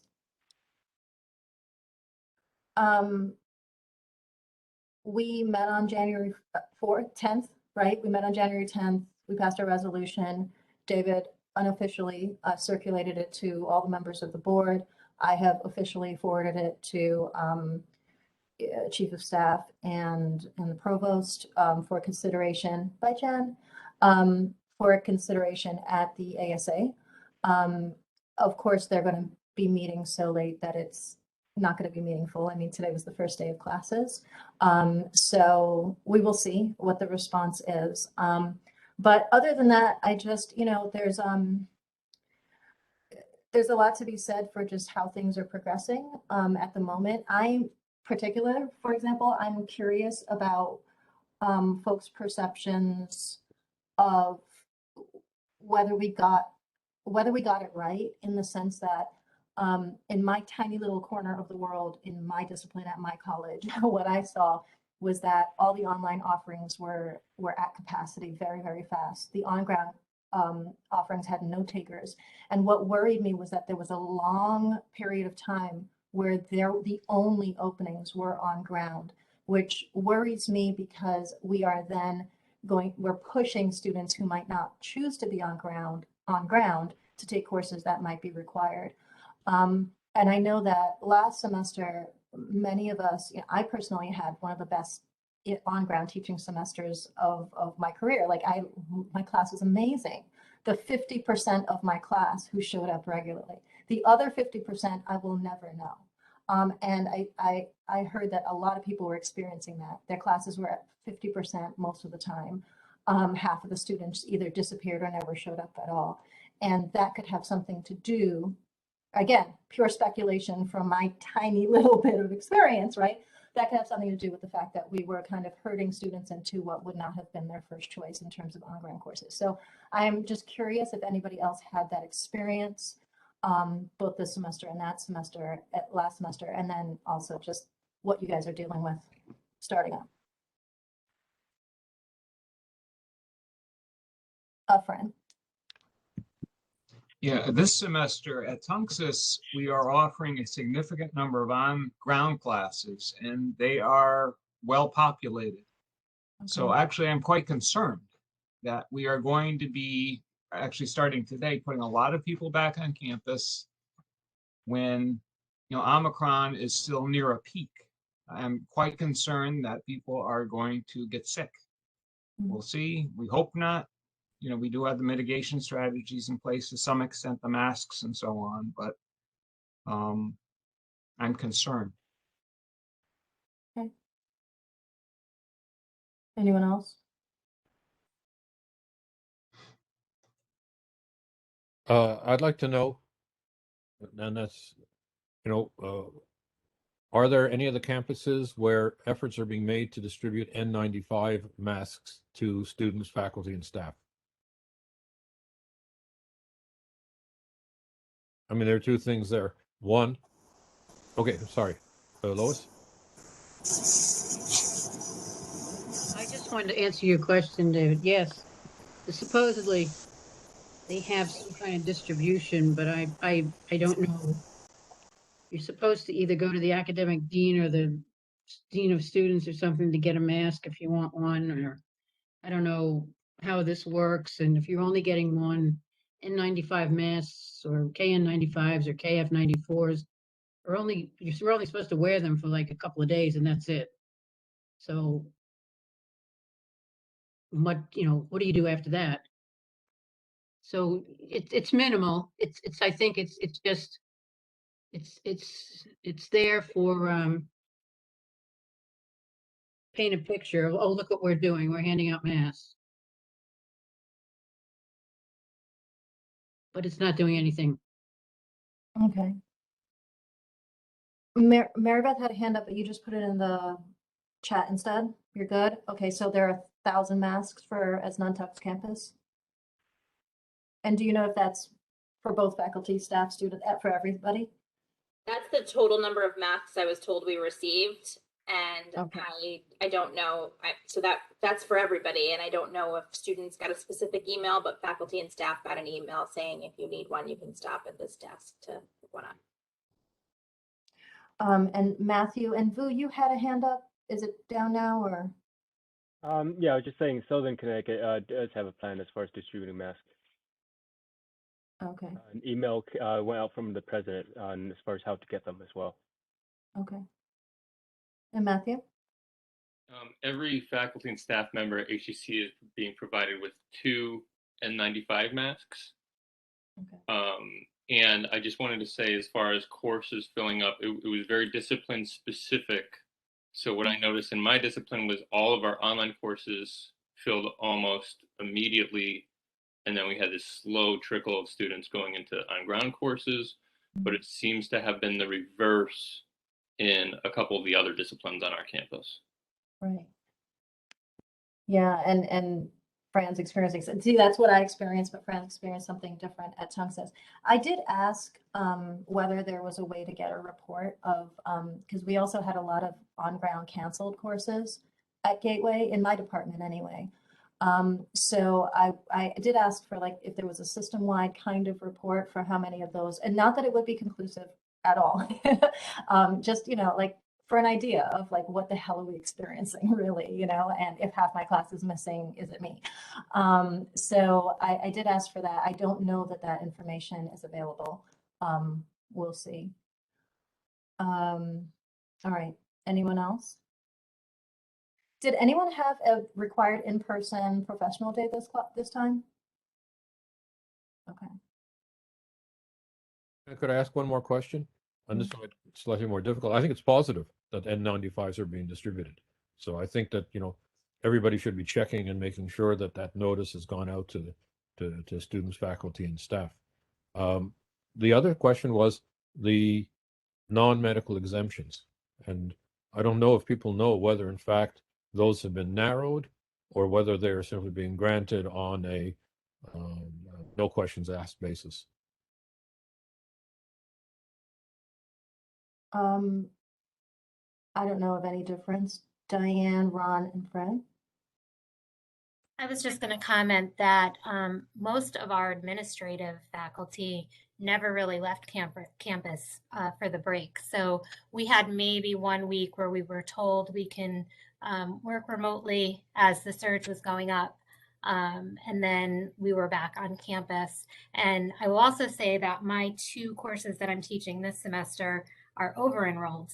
So we have, what I'm seeing is that we're having a little bit of a higher demand for on-ground. We have more students that are looking for involvement opportunities that are on campus. But my courses are actually over-enrolled this semester. Ron? I think we have the same experience as you did at Gateway. We've had well over 100 courses canceled, and most of them are on-ground traditional classes. The online classes filled up very quickly, and we really, if you look at English, for example, it's overwhelmingly online courses, only because the traditional courses have been canceled in you know, by the truckloads.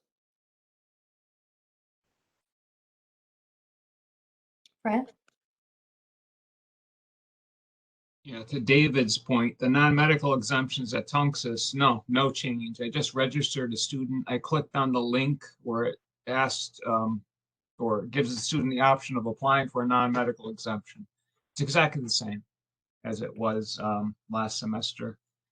And sort of to Kalina's point, yeah, I mean, we're registering all these students at Tunxis. I don't know why. Our enrollment actually looks pretty good, both online and on-ground. But the question is, how many of those students are going to show up to the on-ground classes? Because that was my experience in the fall. That, you know, some of them showed up regularly, some of them showed up sporadically, some of them simply disappeared at some point. And I'm sure this is a manifestation of the lockdowns, when we were fully remote. So we'll see what happens. That would actually be a blessing, quite frankly, if half of them didn't show up. But of course, they're not going to succeed if they don't show up. Mike and Vu? Yeah, I just want to say, based on what I've been seeing and hearing over the last month or so, it does seem like the universities and the community colleges are in completely opposite directions with student body, what the students seem to want. Because our on ground, I mean, we have an enrollment decline, but it's not because they're taking the online versions. It's just an enrollment decline. Of the students who are enrolling, most of them want on ground. And it sounds like in the community colleges, most of them want online. That's just sort of interesting and something we might think about, just recognize to see if it's something we need to address in some fashion. It seems like it could lead to problems. Thanks. Can I chime in since I'm sorry, this is Jen. Yeah. At Three Rivers, the faculty are mixed on what their preferences are, but it just seems like the administration's doing whatever they want. They're putting a lot more classes on campus, but our online classes filled in a heartbeat, with the exception of a couple developmental, but so much so that they were being added, and the on-ground classes, people were trickling in. But I think that in response to what I think Mike just said is, like, a lot of my students have kids and have an hour bus ride, and it's expensive to commute. And so I think they just like the flexibility that they have to not have to pay childcare and can still get an education. I think it's pretty much a class issue probably for why, plus a convenience issue to not have to have the commuting piece. So you also can get to a job. This is my experience, if that helps. Yeah. And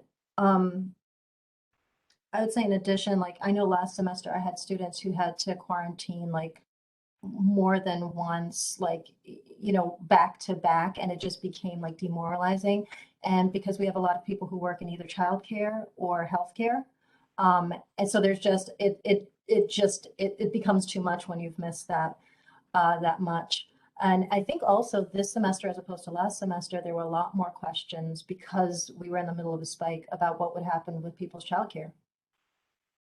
And a lot of our students are parents, so that made a little sense to me. I don't know that it'll be ongoing though, because the students who can be on campus are so grateful to be there. Vu? I'm curious, for the students that do not come back to class, do they just fail, or faculty management or whatever it may be reaching out to them saying, hey, what's going on? I know I'm not the only one who got ghosted by my students last semester. Like, just half the class, this is the best class I've ever taken. The other half, I don't know if they're alive. And other people, that I talked to have had the same, because it's hard to take, right? Yeah. Ron? Yeah, one of the issues that we're finding, because we're having more and more online classes, is the incidence of cheating and academic dishonesty is going way up. In fact, we've had instances of students doing screenshots in Blackboard and changing grades and changing due dates and things like that, and then complaining that faculty gave them the wrong grade and various things like that, and using the screenshot as evidence. I mean, it's something that, if you obviously have your Blackboard shell saved and archived or whatever, that can be easily countered. But we are seeing more and more instances of cheating and academic dishonesty with the more online courses we have.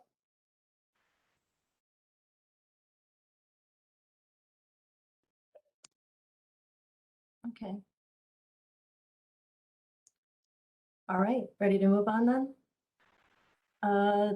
What's next? ACME updates. Okay, so we talked about this already.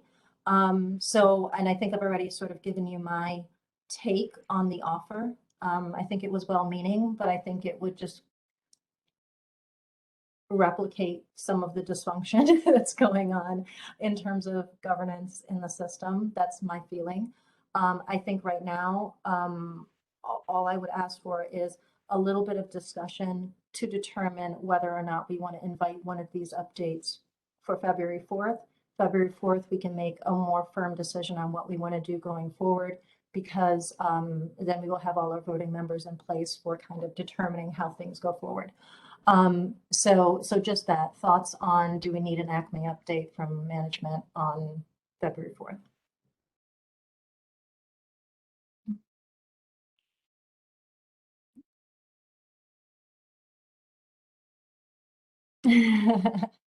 Yes, we do have Mary Beth and Jen, who are great resources. And so many other folks who also jump in, keep us informed, etc. Fran. Yeah, I agree. The update should come from faculty, from members of the group, not from management. We don't want to play into this idea that we accept this arrangement. We want to oppose this arrangement. Mm-hmm. Okay. Does anyone have anything else? Go ahead, Mary Beth. So the only thing that I was going to add is, and I know Jen is on also, but picking up her kids at the same time, but Jen and I are, neither of us are actually involved in the ACME work right now. We're not part of those groups. So I'm happy to give any updates that I get, through email and things like that. But I'm the work that's actually happening right now, I'm not going to have, like Jen was saying earlier, the communication issue.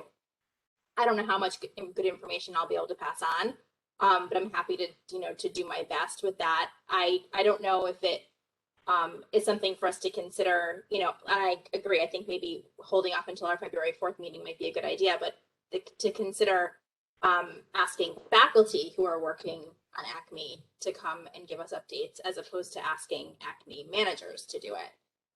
So that might be an idea. So we get more timely information from people who are actually doing work currently right now. That makes sense. And you know what? For all I know, the representatives they plan to send were members of faculty. I just know who the offer came from. Yeah. Lois and then Lindsay. I would have a concern with this coming from management or whoever they send, that these would be edited comments and we wouldn't be getting the whole story. Mm-hmm. Lindsay? I am going to be involved in some of the English ACME work. We're kind of just getting started, and I think that some of the people involved are going to be working on sort of specific components of it. But I would certainly be happy to, share what I can, or to speak to the leads and get them in here. They're on my campus if we were looking for that. So I can play that role. Thank you, Lindsay. I'll say that there is a sort of like even breakdown in the way that I'm originally conceiving of it, because I'm talking about the appropriate curricular bodies versus like folks who are working on it, and like it's very hard to conceive of it that way anymore. So I do think just having the dialogue could be productive. Just dialogue. Paulina, this is Jen. Can I say something too about English? Sure. I think that if you invite the ACME English leads, it'll be the same presentation that the BOR would give, because they're basically, they've all signed on to what the BOR wants to happen. So I think it would be, so I don't think it matters either way from my end. I definitely get enough inside information on CSET, I think, but in terms of, I agree with Lois is all I'll say. Thank you. Ron? I would say my CSET representative updates me on a regular basis, and so I think that right, that we should be getting this through faculty channels. To go back to Lois's point, faculty channels. If we're serious about, and we should really be encouraging people who serve on system-wide committees, as I put in the chat, to be updating your FAC rep. I mean, this is how we should be a tool for system-wide communication, and that's important. It's important for FAC reps to be in the know on what's going on with our faculty. It's really critical. Otherwise, we come to these meetings and we don't have anything to share. I mean, we can't. You know, we don't really know what's going on in our own institutions. So how can we vote, right? How can we represent our institutions if we don't know what's going on with the faculty who are representing us elsewhere? So I think that communication, in fact, I think it's important if we're talking about the breakdown between communication between faculty and management, faculty and the BOR, that we also need to recognize how we could improve communication faculty to faculty, right? From faculty to faculty, and I think FAC is a great vehicle for improving and maintaining effective communication throughout the system. Okay, and yeah, sorry, I'm just processing what you're saying, Ron, and I just want to make sure that we're being effective here. They are offering to inform us directly, but I think the more appropriate way of being informed of not only the facts, but the various positions is to have detailed discussion in as many locations as possible and collect it here. That's the better process, a better way of being informed. Okay. All right, great. So we are not inviting that on February 4th. We can talk more about how we'd like to be informed when it's necessary. Okay, cool. What did we put next?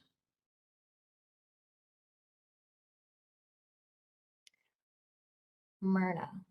Okay, so Myrna has accepted a nomination of sticking with us, being an emerita member of the FAC, which really is just an informal designation, but allows us to kind of keep that institutional history going by keeping her on the email list. She'll attend meetings as necessary, keep us informed of stuff, etc.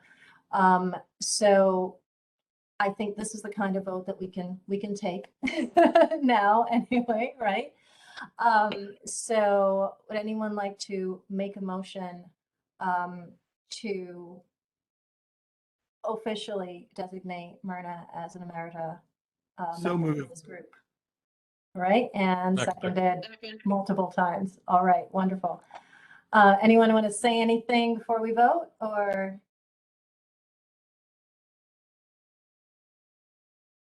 I mean, Myrna was here. Mike, do you know for a fact? I think she said before, but Yeah, I think the very beginning, right? I think she was on. I came on after it began. I think she was on from the very beginning. Yes. Yeah. So it just has been a wonderful resource and voice of sanity. Diane, go ahead. Just if you want someone to say something about her, we just met, Boo and I just met with her the other day, and she was absolutely amazing. Her support, her knowledge. I just think she's, a wealth of knowledge, someone to keep on. I think that's an excellent idea. So I totally support. Absolutely. All right. All in favor? Aye. Aye. Opposed? Abstained? All right. Unanimous. And next, I believe I was going to propose some date changes. I don't want us to vote on date changes until next time we meet, just because this will be carrying forward. But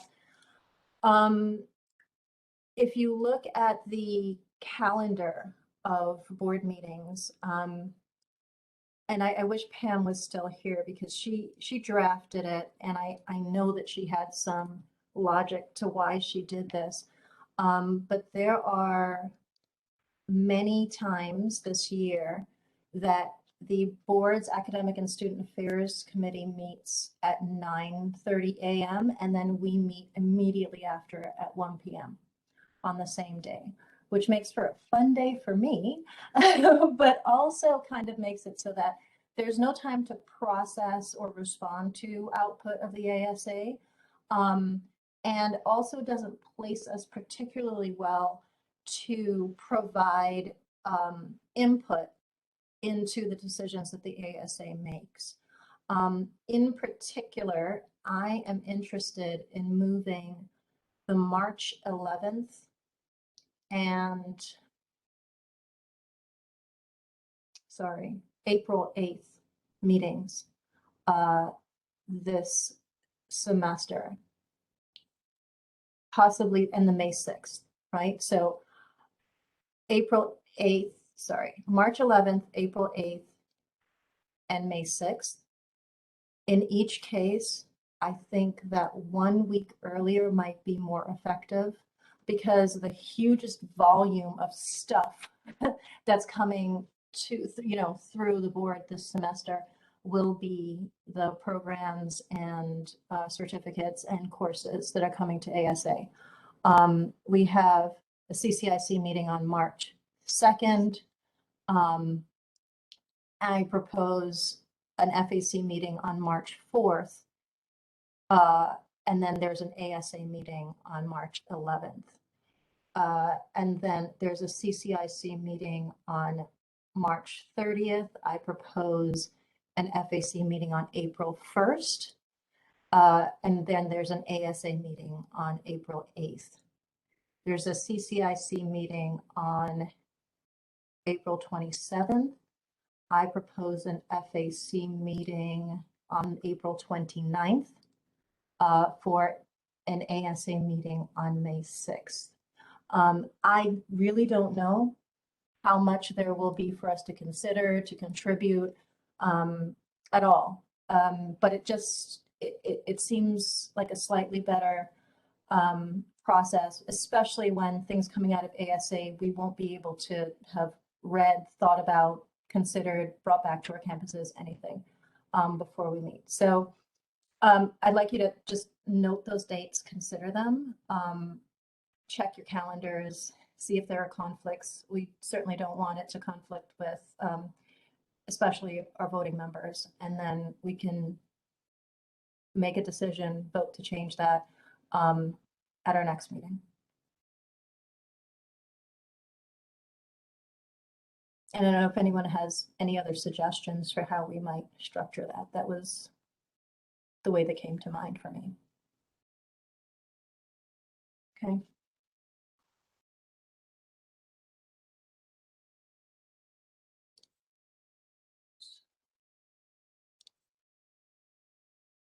We are at old new business. What do you have?